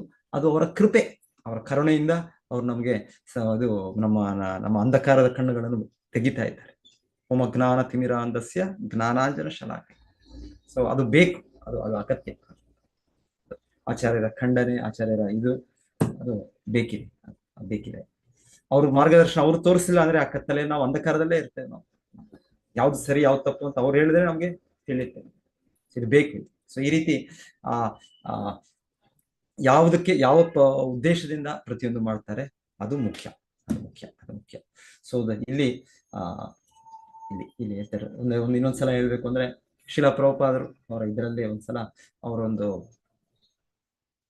ಎಷ್ಟೋ ಅವಕಾಶಗಳಿತ್ತು ಶ್ರೀಲ ಪ್ರಭುಪಾದರಿಗೆ ಇಲ್ಲಿ ಭಾರತದಲ್ಲೇ ಸ್ಥಾಪನೆ ಮಾಡ್ಲಿಕ್ಕೆ, ಮಾತ್ರ ಮಠ ಮಂದಿರಗಳು ಎಲ್ಲ. ಆಚಾರ್ಯರು ಮಾಡ್ಲಿಲ್ಲ ಅದನ್ನ. ನಂತರ ಅವರು ಸ್ಟಾರ್ಟ್ ಮಾಡಿದ್ರು, ಪಾಶ್ಚಾತ್ಯ ದೇಶದಲ್ಲಿ ಸ್ಟಾರ್ಟ್ ಮಾಡಿದ್ರು, ಮತ್ತೆ ಇಲ್ಲಿ ಭಾರತದಲ್ಲೂ ಕೂಡ ಸ್ಟಾರ್ಟ್ ಮಾಡಿದ್ರು. ಇಲ್ಲಿ ಸ್ಟಾರ್ಟ್ ಮಾಡುವಾಗ ಒಮ್ಮೆ ಅವರು ಮುಂಬೈ ಇದರಲ್ಲಿ ಸಿಟಿಯಲ್ಲಿ ಅಲ್ಲಿ ಅವರು ಸ್ಟಾರ್ಟ್ ಮಾಡಿದಾಗ ಒಬ್ಬ ವ್ಯಕ್ತಿ ಶ್ರೀಲ ಪ್ರಭುಪಾದನ ಸ್ವಲ್ಪ ಹಣಗೂ ಅಡ್ವಾನ್ಸ್ ತಗೊಂಡ್ಬಿಟ್ಟಿದ್ದಾರೆ ಒಂದು ಅವರ ಮಂದಿರ ಮಾಡೋದಕ್ಕೆ ಸ್ಥಳಕ್ಕೆ. ಆದರೆ ನಂತರ ಅವರು ಇಲ್ಲ, ನಾನು ಈ ಸ್ಥಳವನ್ನು ಕೊಡೋದಿಲ್ಲ. ಇವಾಗ್ಲೂ ಇದೆ ಮುಂಬೈ ಜುಹು, ಇಸ್ಕಾನ್ ಜುಹು ಅಲ್ಲಿ ನಮ್ದು ಕೇಂದ್ರ ಶ್ರೀಲ ಪ್ರಭುಪಾದ ಮಾಡಿದ್ದು. ಸೊ ಹೇಳ್ತಾರೆ ಆ ವ್ಯಕ್ತಿ ಹಿಂದೆನೂ ಕೂಡ ಬೇರೆಯವ್ರ ಸ್ವಲ್ಪ ಜನಕ್ಕೆ ಅದೇ ರೀತಿಯಲ್ಲಿ ಮಾಡಿದ್ದ. ಅಡ್ವಾನ್ಸ್ ತಗೊಂಡ್ಬಿಡೋದು, ನಾವು ನಿಮಗೆ ಕೊಡ್ತೇವೆ ಅಂತ, ಮತ್ತೆ ಇಲ್ಲ. ಆಕ್ಚುಲಿ ಅವರು ಒಳ್ಳೆ ರೇಟಲ್ಲಿ ಏನೋ ಕೊಟ್ಟಿರ್ತಾರೆ, ಒಂದು ರೀತಿ ಒಳ್ಳೆ ರೇಟ್ ಅಂತ. ಸೊ ಶ್ರೀ ಪ್ರಭುಪಾದ ಹೇಳಿರ್ತಾರೆ, ನಿಮ್ಗೋಸ್ಕರ ಇದು ಒಳ್ಳೆ ಇದನ್ನು ತುಂಬಾ ಕಡಿಮೆ ಕೊಡ್ತೀನಿ. ಏನಿವೆ ಪ್ರಭುಪಾದರು ಆಮೇಲೆ ಸರಿಯಾಗಿ ಪತ್ರದ ಏನೋ ಇದಾಗಿರೋದಿಲ್ಲ ಅನ್ಸುತ್ತೆ, ಏನೋ ಶಿಷ್ಯರಿಗೆ ಪ್ರಭುಪಾದರು ಬಹಳ ಕಡೆ ಪ್ರವಾಸ ಮಾಡ್ತಾ ಇದ್ದಾರೆ ಹಾಗೆಲ್ಲ. ಹಾಗೆ ಪ್ರಭುಪಾದ ಬಹಳ ಜವಾಬ್ದಾರಿ ಇದೆ ಅವ್ರ ಶಿಷ್ಯರಿಗೆ. ಅವ್ರ ಶಿಷ್ಯರು ಕೂಡ ತುಂಬಾ ಯುವಕ ವಯಸ್ಸಿನವರು, 20, 22, 25 ವಯಸ್ಸವರಷ್ಟೇ ಅವರ ಶಿಷ್ಯರು. ಅದು ಅಮೆರಿಕನ್ನರು. ಅವ್ರಿಗೆ ಭಾರತದ ಇಲ್ಲಿ ಜನರು ಹೇಗೆ ಸ್ವಲ್ಪ ಜನ ಮೋಸಗಾರರು ಇದ್ದಾರೆ ಗೊತ್ತಿಲ್ಲ ಅವ್ರಿಗೆ. ಎಲ್ಲರೂ ಭಾರತೀಯರಂದ್ರೆ ಪ್ರಭುಪಾದರ ತರ ಇದ್ದಾರೆ ಅಂತ ಮೊದಲಿಗೆ ಅವರು ಅನ್ಕೊಂಡಿದ್ರು ಅವರು. ಸೊ ಮತ್ತೆ ತಿಳಿತು ಪ್ರಭುಪಾದರು ಸಾಮಾನ್ಯ ಭಾರತೀಯರಲ್ಲ, ಇವರು ವೈಕುಂಠವಾಸಿಗಳು, ಗೋಲೋಕವಾಸಿಗಳು. ಸೊ ಎನಿವೆ, ಸೊ ಹೀಗೆ ಅವರು ಒಬ್ಬರು ಮೋಸ ಮಾಡಿ ವಂಚನೆ ಮಾಡಿದಾಗ ಶಿಲ ಪ್ರಭುಪಾದರು ಅದನ್ನು ಮತ್ತೆ ಸ್ಥಳ ನಮ್ಮ ದೇವಸ್ಥಾನಕ್ಕೆ ಆಗ್ಬೇಕು. ಕೃಷ್ಣನೇ ಅವರು ಮೊದಲಿಗೆ ಅಲ್ಲಿ ಇರಿಸಿರ್ತಾರೆ. ಸೊ ನಂತರ ಇದೆಲ್ಲ ಜಗಳ ಎಲ್ಲ ಆಗತ್ತೆ. ಸೊ ಶಿಷ್ಯರಿಗೆ ಒಂದು ಸಮಯದಲ್ಲಿ ಎಷ್ಟಾಗುತ್ತೆ ಅಂದ್ರೆ, ಸಾಕು, ಇದು ಬೇಡ, ಇದು ನಮಗೆ ಯಾಕೆ, ನಾವು ಹರೇ ಕೃಷ್ಣ ಮೊದಲು ಜಪ ಮಾಡೋಣ, ಹರೇ ಕೃಷ್ಣ ಕೃಷ್ಣ ಕೃಷ್ಣ ಹರೇ ಹರೇ, ಹರೇ ರಾಮ ರಾಮ ರಾಮ ಹರೇ.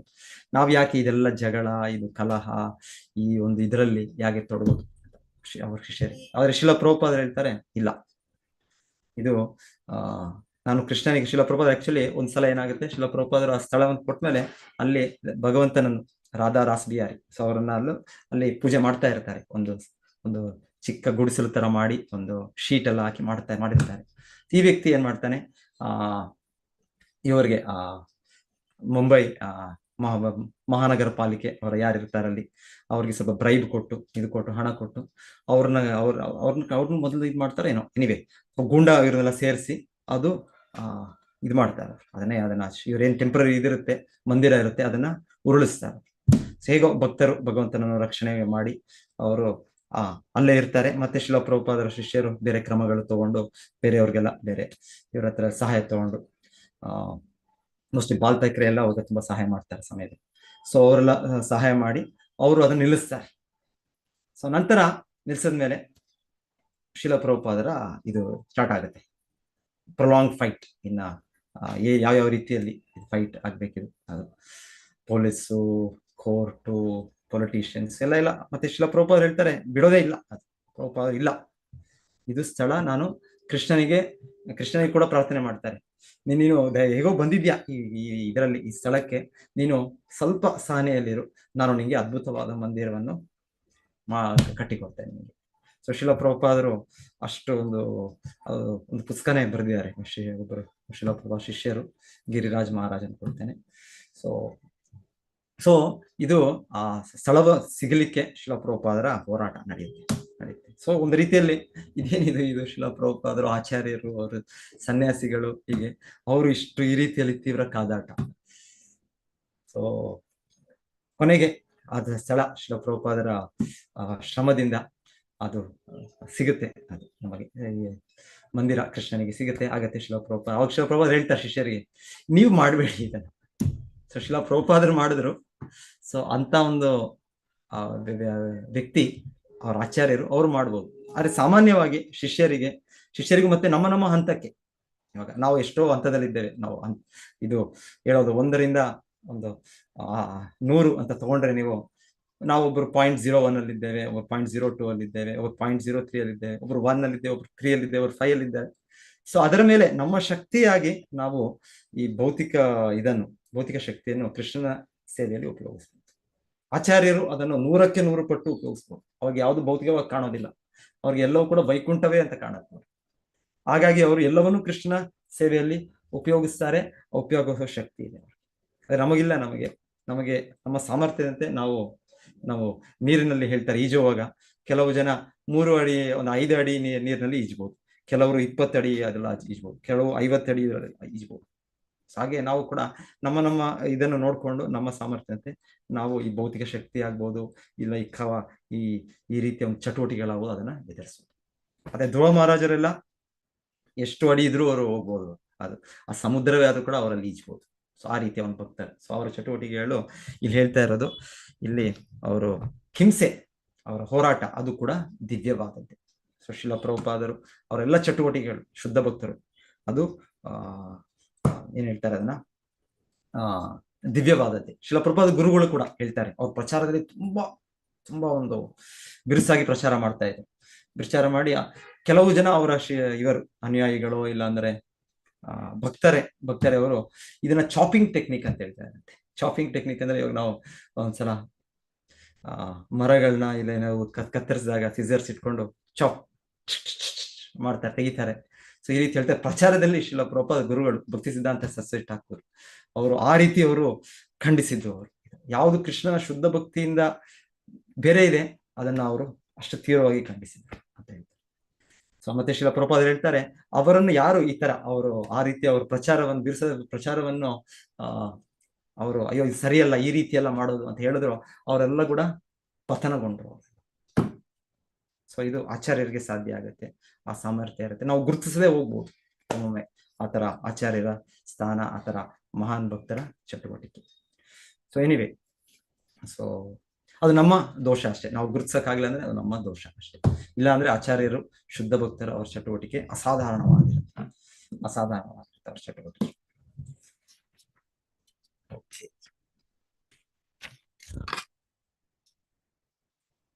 ಸೊ ಇಲ್ಲಿ ಇವತ್ತು ವಿವರಣೆ ಏನ್ ನಡೀತಾ ಇದೆ ಅಂದ್ರೆ, ಇವಾಗ ಯಕ್ಷರು ಅವರು ಮಾಯಾವಿಗಳು, ಅವರು ಆಸುರ ಸ್ವಭಾವದವರು ಅಂತ ಇಲ್ಲಿ ಹೇಳ್ತಾ ಇದ್ದಾರೆ. ಇಲ್ಲಿ ಅವ್ರ ಬಗ್ಗೆ ಅವರ ಸ್ವಭಾವನೆ ಹಾಗೆ ಅಂತ ಹೇಳ್ತಾ ಇದ್ದಾರೆ. ಸೊ ಅವರು ಆಕ್ಚುಲಿ ಸೋತೋಗಿದ್ದಾರೆ. ಆಗ್ಲೇ ಜಯ ಯಾರಿಗೆ ಧ್ರುವ ಮಹಾರಾಜನಿಗೆ. ಆದರೂ ಕೂಡ ಅವರು ಇನ್ನೇನೋ ಇವಾಗ ಬೇರೆ ಬೇರೆ ಮಾಟ, ಅವರ ಮ್ಯಾಜಿಕ್, ಅದರ ಮೂಲಕ ಅವರು ಇವ್ರಿಗೆ ಧ್ರುವ ಮಹಾರಾಜರಿಗೆ ಒಂದು ಭಯ ಬರೋ ರೀತಿಯಲ್ಲಿ ಮಾಡ್ತಾ ಇದ್ದಾರೆ. ಏನ್ ಹೇಳ್ತಾ ಇದ್ದಾರೆ ಇಲ್ಲಿ ಅವರು, ಇವ್ರಿಗೆ ಧ್ರುವ ಮಹಾರಾಜರು ಅನ್ನಿಸ್ತಾ ಇದೆ, ಸಮುದ್ರವೇ ಇಲ್ಲಿ ಬಂದ್ಬಿಟ್ಟಿದೇನೋ ಅನ್ಸ್ತಾ ಇದೆ. ಸಮುದ್ರವೇ ಬಂದ್ರು, ಅಷ್ಟು ಶಬ್ದ ಆಗ್ತಾ ಇದೆ. ಮತ್ತೆ ಆ ಒಂದು ಮೋಡಗಳೆಲ್ಲ ಮುಚ್ಕೊಂಡು ಬಿರುಸಾಗಿ ಮಳೆ ಬೀಳ್ತಾ ಇದೆ. ಸಿಡಿಲು, ಮಿಂಚು ಎಲ್ಲ, ಸಿಡಿಲು ಮಿಂಚು ಎಲ್ಲ, ಮಿಂಚು ಅದ್ರ ಸಿಡಿಲಿಂದ ಬೇಕಾದ್ರೆ ಅದರಲ್ಲಿ ನಾವು ಓಪನ್ ಇದ್ರಲ್ಲಿ ನಿಂತರೆ ಆ ಸಿಡಿಲು ನಮ್ಮ ಮೇಲೆ ಬಿದ್ರೆ ನಾವು ಸತ್ತೋಗ್ಬಿಡ್ತೇವೆ. ಈ ರೀತಿ ಅಷ್ಟು ರೀತಿ ಬೆದರಿಕೆ, ಭಯದ ಇದು ಶಬ್ದ ಇದು ಕಾಣ್ತಾ ಇದೆ ಧ್ರುವ ಮಹಾರಾಜರಿಗೆ. ಅಷ್ಟು ಮಳೆ ಬರ್ತಾ ಇದೆ. ಮತ್ತೆ ಹೇಳ್ತಾ ಇದ್ದಾರೆ, ಯಾವ್ದೊಂದು ದೊಡ್ಡ ಬೆಟ್ಟವನ್ನೇ ಸೃಷ್ಟಿ ಮಾಡಿದ್ರು ಅವರು ಆ ರೀತಿಯಲ್ಲಿ ಅಂತ ಹೇಳ್ತಾ ಇದ್ದಾರೆ. ಇದು ನಿಜವಾಗ್ಲೂ ಆಯ್ತೋ ಇಲ್ಲ ಅಂದ್ರೆ ಇದು ಒಂದು ರೀತಿ ಭ್ರಮೆಯಾಗಿ ಆಯ್ತೋ, ಇರ್ಲಿ, ಯಾವ ರೀತಿಯಲ್ಲೂ ಆಗ್ಬಹುದು. ಅದು ಆತರ ಶಕ್ತಿಗಳು ಅಸುರರಿಗೆ ಇರುತ್ತೆ, ಆತರ ಸೃಷ್ಟಿ ಮಾಡೋ ಶಕ್ತಿಗಳು ಕೂಡ. ಆ ರೀತಿ ಒಂದು ದೊಡ್ಡ ಪರ್ವತವೇ ಬಂತು. ಸೊ ಆ ದೊಡ್ಡ ಪರ್ವತ ಕೆಳಗೆ ಬಂದ್ರೆ ಆಕಾಶದಲ್ಲಿ ಎಲ್ಲಿ ಎಷ್ಟೊತ್ತು ನಿಲ್ಲೋದಿಲ್ಲ. ಅದು ಆ ಪರ್ವತ ಕೆಳಗೆ ಬೀಳ್ಬೇಕು. ಅದು ಬಿದ್ದಾಗ ನಮ್ಮ ತಲೆ ಮೇಲೆ ಬೀಳುತ್ತೆ. ಸೊ ಈ ರೀತಿ ಭಯ. ಮತ್ತೆ ಅಲ್ಲಿಂದ ಎಷ್ಟೋ ಇದು ಏನ್ ಹೇಳ್ತಾ ಇದ್ದಾರೆ, ಖಡ್ಗಗಳು, ಗದೆಗಳು ಎಲ್ಲವೂ ಕೂಡ, ಎಲ್ಲ ಚೂರಿಗಳು ಎಲ್ಲ ಬರ್ತಾ ಇದೆ ಅವ್ರ ಮೇಲೆ ಬರೋ ತರ ಅವ್ರಿಗೆ ಆ ತರ ಆಗ್ತಾ ಇದೆ. ಸೊ ಅವ್ರು ಏನ್ ಮಾಡೋದು, ಹೇಗೆ, ಯಾವ್ದನ್ನ ಎದುರಿಸೋದು ಎಲ್ಲ ಕಡೆ ನೋಡಿದ್ರು ಒಮ್ಮೆಲೆ ನನಗೆ ಆಕ್ರಮಣ ಮಾಡೋ ತರ. ಸೊ ಅವ್ರಿಗೆ ಒಂದು ಕ್ಷಣದಲ್ಲಿ ಅವ್ರಿಗೆ ಇದಾಗಿರ್ಬೋದು, ಒಂದು ತಾತ್ಕಾಲಿಕವಾಗಿ ಒಂದು ಇದಾಗಿರ್ಬೋದು. ಸೊ ಅಂತ ಹೇಳ್ತಾ ಇದ್ದಾರೆ. ಆಮೇಲೆ ದೊಡ್ಡ ದೊಡ್ಡ ಸರ್ಪಗಳು, ವಿಷ ಸರ್ಪಗಳು, ಮತ್ತೆ ಆ ಬೆಂಕಿಯನ್ನು ಇದು ಮಾಡ್ತಾ ಅದು ಆ ಸರ್ಪಗಳು ಬರ್ತಾ ಇದೆ ಇವರನ್ನು ತಿನ್ನೋದಕ್ಕೆ. ಆ ರೀತಿ ಹೆಬ್ಬಾವೋ ಇನ್ನೊಂದು, ಇಲ್ಲ ಅಂದ್ರೆ ಹಿಂಡಾದ ಆನೆಗಳು, ಹಿಂಡಾದ ಹುಲಿಗಳು, ಸಿಂಹಗಳು, ಕ್ರೂರ ಪ್ರಾಣಿಗಳು ಅದೆಲ್ಲವೂ ಬರ್ತಾ ಇದೆ, ಇವ್ರ ಕಡೆಗೆ ಬರ್ತಾ ಇದೆ. ಎಲ್ಲವೂ ಕೂಡ ಇವ್ರ ಮೇಲೆ ಆಕ್ರಮಿಸ್ತಾ ಇದೆ. ಯಕ್ಷರು ಅವರೆಲ್ಲ ಕೂಡ ಸೇರಿಸ್ಕೊಂಡು ಇವ್ರ ಮೇಲೆ ಯುದ್ಧ ಮಾಡೋ ರೀತಿಯಲ್ಲಿ. ಸೊ ನಿಜವಾಗ್ಲೂ ಮಾಡ್ಬೋದೇನೋ, ನಿಜವಾಗ್ಲೂ ಕೂಡ ಅಸುರಗೆ ಶಕ್ತಿ ಇರುತ್ತೆ. ಇಲ್ಲ ಅಂದ್ರೆ ಇವಾಗ ಇವಾಗ AI ಇವತ್ತಿದೆ, ಇವತ್ತು ಟೆಕ್ನಾಲಜಿ, ಸೈನ್ಸ್ ಕೂಡ ಈ ಟೆಕ್ನಾಲಜಿ ಮೂಲಕ ಏನೇನೋ ಸೃಷ್ಟಿ ಮಾಡ್ತಾರೆ. ಇಲ್ಲ ಅಂದ್ರೆ ನಾವು ಟಿವಿಗಳೆಲ್ಲ ನೋಡ್ತಾ ಇದ್ವಿ, ಮಕ್ಕಳಾಗಿರೋ ನೋಡ್ತಾ ಇದ್ವಿ, ಜಿ ಹಾರರ್ ಶೋ ಈ ತರ ಎಲ್ಲ ನೋಡ್ತಾ ಇದ್ವಿ. ಹಾಗೆಲ್ಲ ನೋಡಿದ್ರೆ ತುಂಬಾ ಭಯ ಆಗ್ತಾ ಇತ್ತು, ಕಣ್ಣು ತೆಗೆದು ನೋಡಕ್ಕಾಗಲ್ಲ. ಸೊ ಆ ರೀತಿಯ ಒಂದು ಭೂತಗಳು, ಪ್ರೇತಗಳನ್ನು ಸೃಷ್ಟಿ ಮಾಡ್ತಾರೆ ನಮ್ಮ ಯಾಂತ್ರಿಕ ಒಂದು ವ್ಯವಸ್ಥೆಯಿಂದ. ಸೊ ಎನಿವೆ ಭಯ ಆಗತ್ತೆ. ಮಕ್ಕಳಿದ್ದಾಗ ಅವೆಲ್ಲ ಎಷ್ಟೇ ಹೇಳಿದ್ರು, ದೊಡ್ಡವರು ಹೇಳಿದ್ರು ಇದೆಲ್ಲ ಇದು ಏನಾಗುತ್ತೆ, ಮಕ್ಕಳು ಅಳ್ತಾರೆ ಈ ರೀತಿಯ ಒಂದು ಇದನ್ನ ನೋಡಿದಾಗ, ದೃಶ್ಯಗಳನ್ನು ನೋಡಿದಾಗ. ಸೊ ಯಾವ ರೀತಿ ತಯಾರು ಮಾಡೋದೋ ಗೊತ್ತಿಲ್ಲ, ಇರ್ಬೋದು ಇವ್ರಿಗೆ ನಿಜವಾಗ್ಲೂ ಆ ರೀತಿ ಬೆಟ್ಟ ಬಂದಿದ್ದು, ಪ್ರಾಣಿಗಳು ಬಂದದ್ದು. ಆದ್ರೆ ಯಕ್ಷ, ಅಸುರ ಇವರಿಗೆ ಆತರ ಶಕ್ತಿಗಳು ಕೂಡ ಇರ್ತವೆ, ಮಾಡಿದ್ದಾರೆ.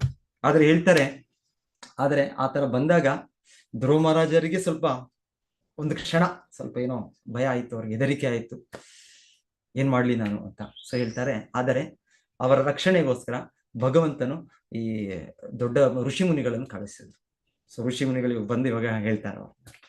ಸೊ ಈ ಮಾತುಗಳಲ್ಲಿ ಅವ್ರು ಹೇಳೋದು ಭಗವಂತನ ನಾಮದಿಂದಲೇ ರಕ್ಷಣೆ ಬರುತ್ತೆ, ಎಲ್ಲ ಕೂಡ ಮೃತ್ಯು ಭಯ ಹೋಗ್ಬಿಡುತ್ತೆ ಅಂತ ಇವ್ರು ಹೇಳ್ತಾರೆ. ಅವರು ಪ್ರೋತ್ಸಾಹಿಸ್ತಾರೆ, ಅವ್ರು ಬಂದು ಅವ್ರಿಗೆ ಆಶ್ವಾಸನೆ ಕೊಡ್ತಾರೆ. ಸೊ ನಮಗೂ ನಮಗೂ ಈ ಜೀವನದಲ್ಲಿ ಈ ರೀತಿಯ ಒಂದು ಸನ್ನಿವೇಶಗಳು, ಗಂಡಾಂತರಗಳು ಬರ್ತವೆ. ಆದ್ರೆ ನಮಗೆ ರಕ್ಷಣೆ ಅಂದ್ರೆ ಈ ರೀತಿ ಶಾಸ್ತ್ರದ ಮಾತು, ಗುರುವಿನ ಮಾರ್ಗದರ್ಶನ, ಸೊ ಶಿಲ ಪ್ರಭುಪಾದರ ಮಾತುಗಳು, ಅದನ್ನ ನೆನಪು ಮಾಡ್ಕೊಂಡ್ರೆ ನಮಗೂ ಕೂಡ ನಮಗೆ ಅವರು ವೈಯಕ್ತಿಕವಾಗಿ ಬರ್ಲಿಲ್ಲ ಅಂದ್ರು ಅವರ ದಿವ್ಯ ಮಾತುಗಳು, ದಿವ್ಯ ವಾಕ್ಯಗಳಿವೆ, ಭಾಗವತದ ವಾಕ್ಯಗಳು. ಸೊ ಅದು ಕೇಳಿದಾಗ ನಮಗೆ ರಕ್ಷಣೆ ಸಿಗುತ್ತೆ. ಇಲ್ಲ ಅಂದ್ರೆ ಭಗವಂತನು ಯಾರಾದ್ರೂ ಭಕ್ತರನ್ನು ಕೂಡ ಕಳಿಸ್ಬೋದು, ಅವರು ಕೂಡ ನಮಗೆ ಆ ರೀತಿ ಬೋಧನೆಗಳು ಮಾಡಿ ನಮ್ಮನ್ನು ಸಾಂತ್ವತ ಮಾಡಬೇಕು. ಸೊ ಬರುತ್ತೆ ಭೌತಿಕ ಜಗತ್ತು ಅಂದ್ರೆ ಹೇಗೆ ಧ್ರುವ ಮಹಾರಾಜರು ಹೇಗೆ ಇದು ಅಪಾಯಕಾರಿ ಸ್ಥಿತಿಯನ್ನು ಎದುರಿಸ್ತಾ ಇದ್ದಾರೆ, ಹಾಗೆ ನಮಗೂ ಕೂಡ ಅಪಾಯಕಾರಿ ಸ್ಥಿತಿ ಬರುತ್ತೆ, ನಮಗೂ ಕೂಡ ಆ ರೀತಿಯ ಒಂದು ಗಂಡಾಂತರ ಬರುತ್ತೆ. ಆದ್ರೆ ಬಂದಾಗ ನಮಗೆ ರಕ್ಷಣೆಯಲ್ಲಿ ಅಂದ್ರೆ ರಕ್ಷಣೆ ಈ ಶ್ರವಣ, ನಾವು ಒಳ್ಳೆ ಶ್ರವಣ ಮಾಡಿ ಒಳ್ಳೆ ನಾವು ಇದು ಮಾಡಿದರೆ, ಇಲ್ಲ ಆಚಾರ್ಯರೇ ನಮ್ಗೆ ಯಾರಾದರೂ ಭಕ್ತರನ್ನು ಕಳಿಸ್ಬೋದು. ಸೊ ಬೇರೆ ಬೇರೆ ರೀತಿಯಲ್ಲಿ ನಮ್ಗೆ ಇದಾಗ್ಬೋದು. ಅದೇ ನಮಗೆ ರಕ್ಷಣೆ. ಇನ್ನೇನು ಭೌತಿಕ ಜಗತ್ತಿನಲ್ಲಿ ನಾವು ಕಂಡು ಹಿಡ್ಕೊಳ್ಳುವ ವಿಧಾನಗಳು ಅದು ರಕ್ಷಣೆ ಅಲ್ಲ, ಅದು ರಕ್ಷಣೆ ಮಾಡ್ಬೇಕಾಗತ್ತೆ. ಭೌತಿಕ ಜಗತ್ತಿನಲ್ಲಿದ್ದಾಗ ನಾವು ಈ ರೀತಿಯ ಭೌತಿಕ ನಾವು ಆ ಲಾಯರ್ ಹತ್ರ ಹೋಗೋಣ, ಆ ಡಾಕ್ಟರ್ ಹತ್ರ ಹೋಗೋಣ, ಇನ್ನೊಂದು ಹೋಗೋಣ, ಓಕೆ ಮಾಡಿ, ನಿಮಗೆ ತಿಳಿದಷ್ಟು ಮಾಡಿ. ಆದ್ರೆ ನಮ್ಮ ನಿಜವಾದ ರಕ್ಷಣೆ ಅಂದ್ರೆ ಕೃಷ್ಣನ ಶುದ್ಧ ಭಕ್ತರೇ ರಕ್ಷಣೆ. ಕೃಷ್ಣನ ಶುದ್ಧ ಭಕ್ತರ ವಾಕ್ಯಗಳು ಅದನ್ನ ನೆನಪು ಮಾಡ್ಕೊಂಡ್ರೆ ಆಗ ನಮಗೆ ರಕ್ಷಣೆ ಇದೆ. ಕೃಷ್ಣನು ಅವಶ್ಯ ರಕ್ಷಿಬೇ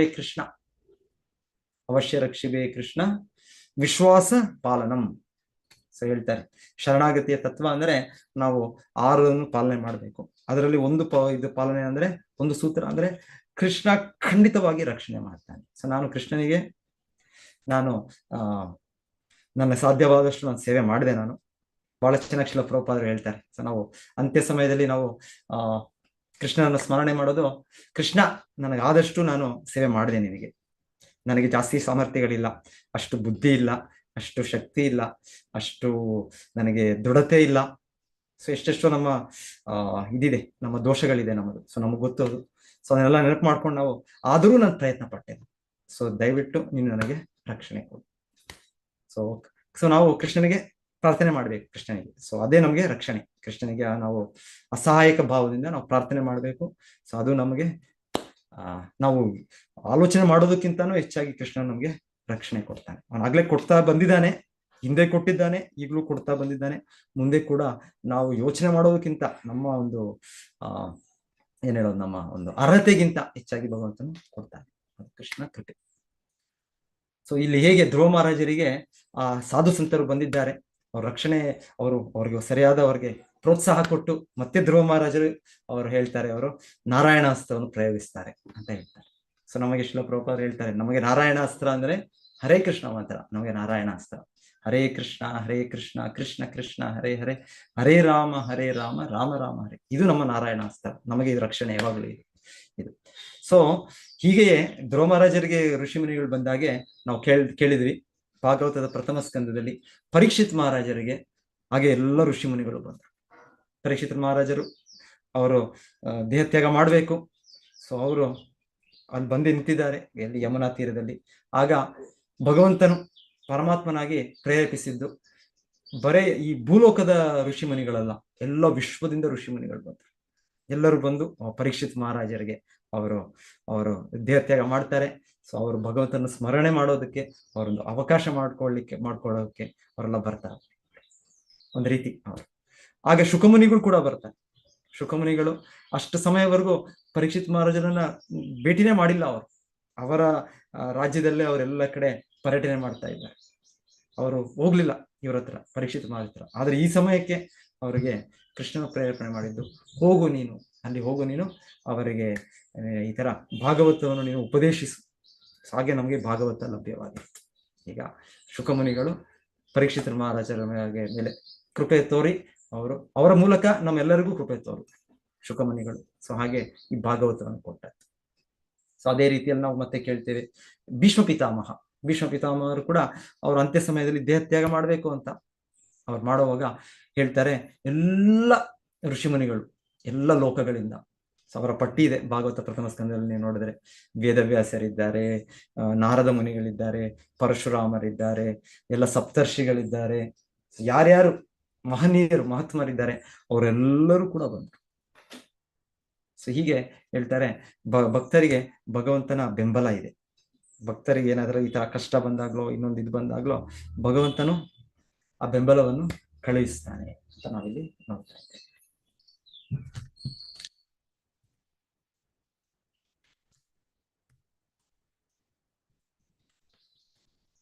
ಇವತ್ತಿನ ಇದೆ ಆಧುನಿಕ ಯಂತ್ರಗಳಿದೆ, ಬಾಂಬ್ಗಳಿದೆ. ಒಂದ್ಸಲ ಹೇಳಿದ್ರೆ ಏನಾಗುತ್ತೋ ಹೇಗಾಗುತ್ತೋ, ನ್ಯೂಕ್ಲಿಯರ್ ಬಾಂಬ್ ಈ ತರ. ಸೊ ಭಗವಂತನ ರಕ್ಷಣೆ ಮಾಡ್ತಾನೆ. ಶ್ರೀಲ ಪ್ರಭುಪಾದರು ಕೂಡ ಹೇಳಿದ್ದು, ಎಷ್ಟಾದ್ರೂ ಈ ಅಣ್ವಸ್ತ್ರ ಸಂಪೂರ್ಣ ಭೂಲೋಕವನ್ನು ನಾಶ ಮಾಡಕ್ಕಾಗೋದಿಲ್ಲ, ಅಷ್ಟು ಶಕ್ತಿ ಸಾಮರ್ಥ್ಯ ಇಲ್ಲ. ಮಾಡ್ಬೋದು, ಕೆಲವು ಸ್ವಲ್ಪ ನಗರಗಳು ನಾಶ ಆಗ್ಬೋದು, ಕೆಲವು ದೇಶದ ಪ್ರಾಂತ್ಯಗಳು ನಾಶ ಆಗ್ಬೋದು, ಅಷ್ಟೇ. ಸಂಪೂರ್ಣ ವಿಶ್ವವನ್ನು ಅದು ನಾಶ ಮಾಡಕ್ಕೆ ಸಾಧ್ಯ ಇದೆ. ಮತ್ತೆ ಎಷ್ಟು ನಾಶ ಇದೆಯೋ ಅದು ಕೃಷ್ಣನ ಇದರಲ್ಲೇ ಇದೆ, ಕೃಷ್ಣ ಸ್ಯಾಂಕ್ಷನ್ ಅಲ್ಲಿ ಇದೆ. ಸೊ ಕೃಷ್ಣನ ಸ್ಯಾಂಕ್ಷನ್ ಇಲ್ಲದೆ ಏನು ಕೂಡ ಆಗೋದಿಲ್ಲ. ಶ್ರೀಲ ಪ್ರಭುಪಾದರು ಒಂದು ಸಮಯದಲ್ಲಿ ಹೇಳ್ತಾ ಇದ್ರು, ಇನ್ನೇನು 50 ವರ್ಷದಲ್ಲಿ 3ನೇ ಮಹಾಯುದ್ಧ ಆಗುತ್ತೆ ಅಂತ ಕೂಡ ಹೇಳ್ತಾ ಇರೋ ಒಂದು ಇದು ಇದೆ. ಅಲ್ಲಿ ಶ್ರೀಲ ಪ್ರಭುಪಾದ ಹೇಳ್ತಾರೆ, ಈ ತರ ಆದಾಗ ಮಹಾಯುದ್ಧ ಆದ ನಂತರ ಆಮೇಲೆ ಬಹಳ ಚೆನ್ನಾಗುತ್ತೆ, ಆಮೇಲೆ ಕೃಷ್ಣ ಪ್ರಜ್ಞೆ ನಾವು ಪ್ರಚಾರ ಮಾಡ್ಲಿಕ್ಕೆ ಬಹಳ ಅನುಕೂಲತೆ ಆಗುತ್ತೆ. ಸೊ ಆ ರೀತಿ ಕೂಡ ಶ್ರೀಲ ಪ್ರಭುಪಾದರು ಹೇಳಿರೋ ಮಾತುಗಳಿದೆ. ಸೊ ಈ ರೀತಿ ಈ ಭೌತಿಕ ಜಗತ್ತಿನಲ್ಲಿ ಏನೋ ತಾತ್ಕಾಲಿಕವಾಗಿ ಹಿಂಸೆ, ಅನ್ಯಾಯ, ಈ ಉಗ್ರಗಾಮಿಗಳಿಂದ ಆಗೋದು ಇದೆಲ್ಲ ಆಗ್ಬೋದು, ತಾತ್ಕಾಲಿಕ ಒಂದು ಹೊಡೆತಗಳಾಗ್ಬೋದು. ಆದರೆ ಕಲಿಯುಗದ ಇದು ಪ್ರಾರಂಭದಲ್ಲಿದ್ದೇವೆ ನಾವು. 5,000 ವರ್ಷಗಳಿಂದ 15,000 ವರ್ಷಗಳ ಕಾಲ ಸುವರ್ಣ ಸಮಯ. ಇದು ಸತ್ಯಯುಗದ ರೀತಿ, ಇದು ಸತ್ಯಯುಗನೇ. ಕಲಿಯುಗದಲ್ಲಿ ಚೈತನ್ಯ ಮಹಾಪ್ರಭುಗಳು ಕೃಪೆಯಿಂದ ಶ್ರೀಲ ಪ್ರಭುಪಾದರಂತ ಮಹಾನ್ ಆಚಾರ್ಯರ ನೇತೃತ್ವದಲ್ಲಿ ಈ ಸಮಯ ಬರುತ್ತೆ. ಇದು ಬಂದಿದೆ, ಆಗ್ಲೇ ಶುರು ಆಗಿದೆ, ಇದು ಇನ್ನ ಹೆಚ್ಚು ಆಗುತ್ತೆ. ಪೃಥ್ವೀತೆ ಆಚೆ ಯಥೋ ನಗರಾದಿ ಗ್ರಾಮ ಸರ್ವತ್ರ ಪ್ರಚಾರವೇ ಮೋರ ನಾಮ. ಸೊ ಶ್ರೀ ಚೈತನ್ಯ ಮಹಾಪ್ರಭು ಹೇಳಿರುವ ಹಾಗೆ ಪ್ರತಿ ನಗರದಲ್ಲೂ, ಪ್ರತಿ ಇದರಲ್ಲೂ ಕೂಡ, ಪ್ರತಿ ಹಳ್ಳಿಯಲ್ಲೂ ಕೂಡ ಈ ಹರಿನಾಮ ಸಂಕೀರ್ತನೆ ಪ್ರಚಾರ ಆಗುತ್ತೆ. ಶ್ರೀಲ ಪ್ರಭುಪಾದರು ಅಲ್ಲಿ ಭಾವಾರ್ಥ ಭರಿತ ಅದ್ರಲ್ಲಿ ಹೇಳ್ತಾರೆ, ಪ್ರತಿಯೊಂದು ಹಳ್ಳಿಯಲ್ಲೂ ಪ್ರತಿಯೊಂದು ಇದರಲ್ಲೂ ಕೂಡ ಭಗವಂತನ ನಾಮ ಆಗುತ್ತೆ ಅಂದ್ರೆ ಅಲ್ಲಿ ಭಗವಂತನ ಮಂದಿರಗಳು ಕೂಡ ಆಗುತ್ತೆ. ಶ್ರೀ ಚೈತನ್ಯ ಮಹಾಪ್ರಭು, ಶ್ರೀ ನಿತ್ಯಾನಂದ ಪ್ರಭು ಅವರನ್ನು ಪೂಜಿಸುವ ಮಂದಿರಗಳು, ಶ್ರೀ ರಾಧಾಕೃಷ್ಣ ಅವರು ಪೂಜಿಸುವ ಮಂದಿರಗಳು, ಅದು ಪ್ರತಿಯೊಂದು ಇದರಲ್ಲೂ ಕೂಡ ಹಳ್ಳಿಯಲ್ಲೂ ಕೂಡ ಆಗುತ್ತೆ ಅಂತ ಶ್ರೀಲ ಪ್ರಭುಪಾದರು ಭವಿಷ್ಯವಾಣಿ ಕೊಟ್ಟಿದ್ದಾರೆ.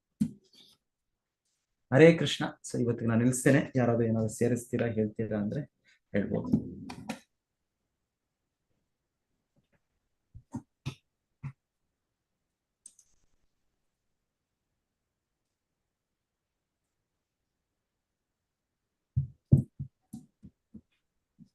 ಹರೇ ಕೃಷ್ಣ ಪ್ರಭು, ಧನ್ಯವಾದಗಳು ಪ್ರಭು. ಹರೇ ಕೃಷ್ಣ. ಇನ್ನ ಒಂದು ಹೇಳ್ಬೇಕು ಅಂತ 2 ನಿಮಿಷ ಮುಗಿಸ್ತೇನೆ ನಾನು.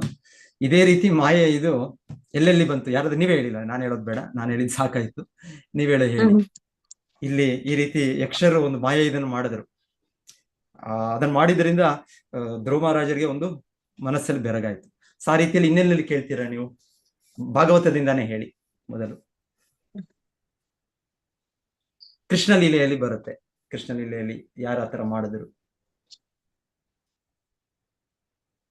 ಏನ್ ಪ್ರಭುಜಿ ಪ್ರಶ್ನೆ? ಪ್ರಶ್ನೆ ಏನು ಅಂದ್ರೆ, ಇವಾಗ ಇಲ್ಲಿ ಧ್ರುವ ಮಹಾರಾಜರಿಗೆ ಒಂದು ಬೆರಗಾಗೋ ರೀತಿಯಲ್ಲಿ ಒಂದು ಮ್ಯಾಜಿಕ್, ಯಕ್ಷರು ಒಂದು ಏನೇನೋ ಸೃಷ್ಟಿ ಮಾಡಿದ್ರು ಅವರು. ಸೊ ಆ ರೀತಿಯಲ್ಲೇ ಒಂದು ರೀತಿಯಲ್ಲಿ ಕೃಷ್ಣನ ವಿರುದ್ಧ ಕೂಡ ಯುದ್ಧ ಮಾಡುವಾಗ ಕೆಲವರು ಸೃಷ್ಟಿ ಮಾಡ್ತಾ ಇದ್ರು. ಹರೇ ಕೃಷ್ಣ ಪ್ರಭು, ಜರಾಸಂಧ ಮಾಡ್ತಾರೆ, ಜರಾಸಂಧ ಮಾಡ್ತಾರೆ. ಅವರ ಇದರಲ್ಲಿ ತೋರಿಸಿರ್ಬೋದು ಅದು. ಆದ್ರೆ ನಮ್ಮ ವಿವರಣೆ ಕೃಷ್ಣ ಬುಕ್ ಎಷ್ಟೋ ಜನ ಸ್ಟಡಿ ಮಾಡ್ತೀರಾ, ಓದಿರ್ತೀರಾ ನೀವು. ಮಾಯಾಸುರ, ಜರಾಸಂಧ ಮಾಡ್ತಾರೆ. ಮತ್ತೆ ಜರಾಸಂಧ ಏನ್ ಮಾಡ್ತಾರೆ? ಮಾಯಾಯುದ್ಧ. ಓಕೆ, ಅಲ್ಲ ಬ್ರಹ್ಮ ವಿಮೋಹನಲ್ಲಿನೇ ಬ್ರಹ್ಮ ಅವ್ರನ್ನ ಅಪಹರಿಸ್ಕೊಂಡು ಹೋಗೋದು. ನಾನು ಹೇಳೋದು ಈ ರೀತಿ ಅಂದ್ರೆ ನಾನು ಹೇಳೋದು, ಯುದ್ಧ ಮಾಡುವಾಗ ಕೃಷ್ಣನ ಯುದ್ಧ ಮಾಡ್ತಾ ಇದ್ದಾನೆ ಕೃಷ್ಣ, ಹಾಗೆ ಈಗ ಅಸುರರು ಈ ರೀತಿಯ ಒಂದೊಂದೇನೋ ಸೃಷ್ಟಿ ಮಾಡ್ತಾರೆ. ಈ ತರ ಒಂದು ಮ್ಯಾಜಿಕ್, ಈ ತರ ಭಯ ಪಡೋ ರೀತಿಯಲ್ಲಿ, ಅವ್ರು ಕೂಡ ಬೇಸರ ಆಗೋ ರೀತಿಯಲ್ಲಿ. ಬೇಸರ ಅಂದ್ರೆ ವಿವರಣೆ ಕೃಷ್ಣ ಬುಕ್ ಅಲ್ಲಿ ನನಗೆ ನೆನಪು ಬರೋ ಒಂದು ವಿವರಣೆ ಅಂದ್ರೆ ಶಾಲ್ವಾ. ಕರೆಕ್ಟ್ ಪ್ರಭು. ಶಾಲ್ವಾ ಏನಾಗುತ್ತೆ? ಶಾಲ್ವಾ ಬಂದಾಗ ಅವನು ಇದೇ ರೀತಿಯಲ್ಲಿ ಏನ್ ಮಾಡ್ತಾನೆ, ಅವನು ಕೃಷ್ಣ ರಥ ಕಾಣಿಸ್ದಂಗ್ ಮಾಡೋದು, ಇದ್ ಮಾಡೋದು ಎಲ್ಲ ಅದೆಲ್ಲ ಮಾಡ್ತಾರೆ. ಮಾಡ್ತಾ ಇರ್ತಾನೆ. ಮಾಡಿ ಕೊನೆಗೆ ಕೃಷ್ಣ ತಂದೆ ವಸುದೇವ ತಂದೆಯನ್ನು ತರ್ತಾನೆ. ಹೌದು, ವಸುದೇವನ ವಸುದೇವನನ್ನೇ ಅವನು ಕರ್ಕೊಂಡು ಬಂದು ಅವರ ತಲೆಯನ್ನು ತೆಗೆಯೋ ರೀತಿಯಲ್ಲಿ ತೋರಿಸಿ, ಕೃಷ್ಣನು ಅಯ್ಯೋ ನನ್ನ ತಂದೆ ಅಂತ್ಯ ಆಯ್ತು, ಇದು ಹೇಗೆ ಸಾಧ್ಯ ಇದು ಆತ ಕೃಷ್ಣನು ಶೋಕವನ್ನು ಇವಾಗ ಧ್ರುವ ಮಹಾರಾಜರು ಇವಾಗ ಶೋಕ ಪಡ್ತಾ ಒಂದ್ ರೀತಿ ಅವರು ಇದಾಗಿದ್ದಾರೆ, ಬೆರಗಾಗಿದ್ದಾರೆ. ಅವರು ಏನ್ ಮಾಡೋದು ಗೊತ್ತಾಗ್ತಾ ಇಲ್ಲ, ಇದು ಈ ರೀತಿ ಇದಕ್ಕೆ ಏನ್ ಉಪಾಯ ಗೊತ್ತಾಗ್ತಾ ಇಲ್ಲ ಅವ್ರು. ಸೊ ಆ ರೀತಿ ಕೃಷ್ಣನಿಗೂ ಒಂದು ರೀತಿ ಆಗೋ ರೀತಿಯಲ್ಲಿ ಕೃಷ್ಣನು ಅದೆಲ್ಲ ಒಂದು ನಾಟಕ ಮಾಡೋದು. ಆದ್ರೆ ಅವ್ರಿಗೆ ಶಲ್ವಾಗಿ ಸಂತೋಷ ಆಗುತ್ತೆ, ಓ ನೋಡಿ ಕೃಷ್ಣನಿಗೆ ಈ ತರ ನಾನು ಮಾಡಿದೆ ನಾನು ಆ ತರ ಅಂತ. ಸೊ ವಸುದೇವರನ್ನು ಕೊಂದ ರೀತಿಯಲ್ಲಿ ಅವರ ತಲೆಯನ್ನು ತೆಗೆದ ರೀತಿಯಲ್ಲಿ ಶಲ್ವ ಮಾಡಿ ಮ್ಯಾಜಿಕ್ ಒಂದು ಮಾಡಿ ತೋರಿಸ್ತಾರೆ. ಸೊ ಅದನ್ನ ನಾನು ಎಕ್ಸ್ಪೆಕ್ಟ್ ಮಾಡಿದೆ ನಿಮ್ಮಿಂದ. ಸೊ ಅದೊಂದು ನಂಗೆ ನೆನಪು ಬಂತು. ಇನ್ಯಾವುದು ನಿಮ್ ನೆನಪು ಬಂದ್ರೆ ಹೇಳ್ಬೋದು. ಈ ಕೃಷ್ಣ ಪುಸ್ತಕದಲ್ಲಿ ಸೊ ಅದೇ ರೀತಿ ನಂಗೆ ಇನ್ನೊಂದು ನೆನಪು ಬರುತ್ತೆ. ಎಲ್ಲಿ ರಾಮಾಯಣದಲ್ಲಿ ರಾವಣ ಸೀತೆ ರಾಮನ್ ತಲೆಯನ್ನ ಇದ್ ಮಾಡಿ ಸೀತೆ ಕಳಿಸ್ತಾನಲ್ಲ. ಸೀತೆ ನೋಡಿ, ಈಗ ನನ್ನ ಮದ್ವೆ ರಾಮನ್ ನೋಡಿ, ನಿನ್ನ ನಿನ್ನ ಒಡೆಯನಾದ ರಾಮ ಇಲ್ಲ ಅಂತ ಹೇಳ್ತಾರಿಲ್ಲ. ಸೀತಾದೇವಿ ಇದಾಗ್ಲಿಲ್ಲ, ಇದಾಗ್ಲಿಲ್ಲ. ಸೀತಾದೇವಿಯವರು ಗೊತ್ತು ಅವ್ರಿಗೆ ಏನು ಅಂತ, ಶ್ರೀರಾಮಚಂದ್ರನಿಗೆ ಏನು ಅಂತ ಗೊತ್ತು. ಅವರು ಆ ರಾವಣನ ಅಪಪ್ರಚಾರದಿಂದನೋ ಆ ರೀತಿಯ ಒಂದು ಮ್ಯಾಜಿಕ್ ಇಂದ ಅವರು ಬೆರಗಾಗ್ಲಿಲ್ಲ.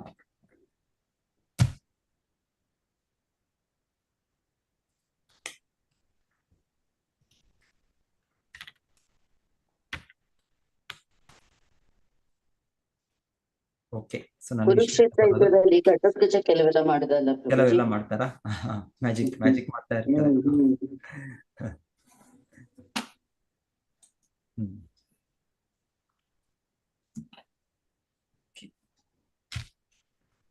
ಓಕೆ, ಆಯ್ತು. ನಾನು ಇವತ್ತಿಗೆ ನಿಲ್ಲಿಸ್ತೇನೆ. ಇನ್ನೇನಾದ್ರೂ ಯಾರ್ದು ಇದ್ರೆ ಪ್ರಶ್ನೆನೋ ಇಲ್ಲ ಏನಾದ್ರೂ ಹರೇ ಸೇರಿಸ್ಬೇಕು. ಕೃಷ್ಣ ಪ್ರಭುಜಿ, ಧನ್ಯವಾದಗಳು. ಹರೇ ಕೃಷ್ಣ ಮಾತಾಜಿ. ಹರೇ ಕೃಷ್ಣ. ಹರೇ ಕೃಷ್ಣ ಪ್ರಭುಜಿ.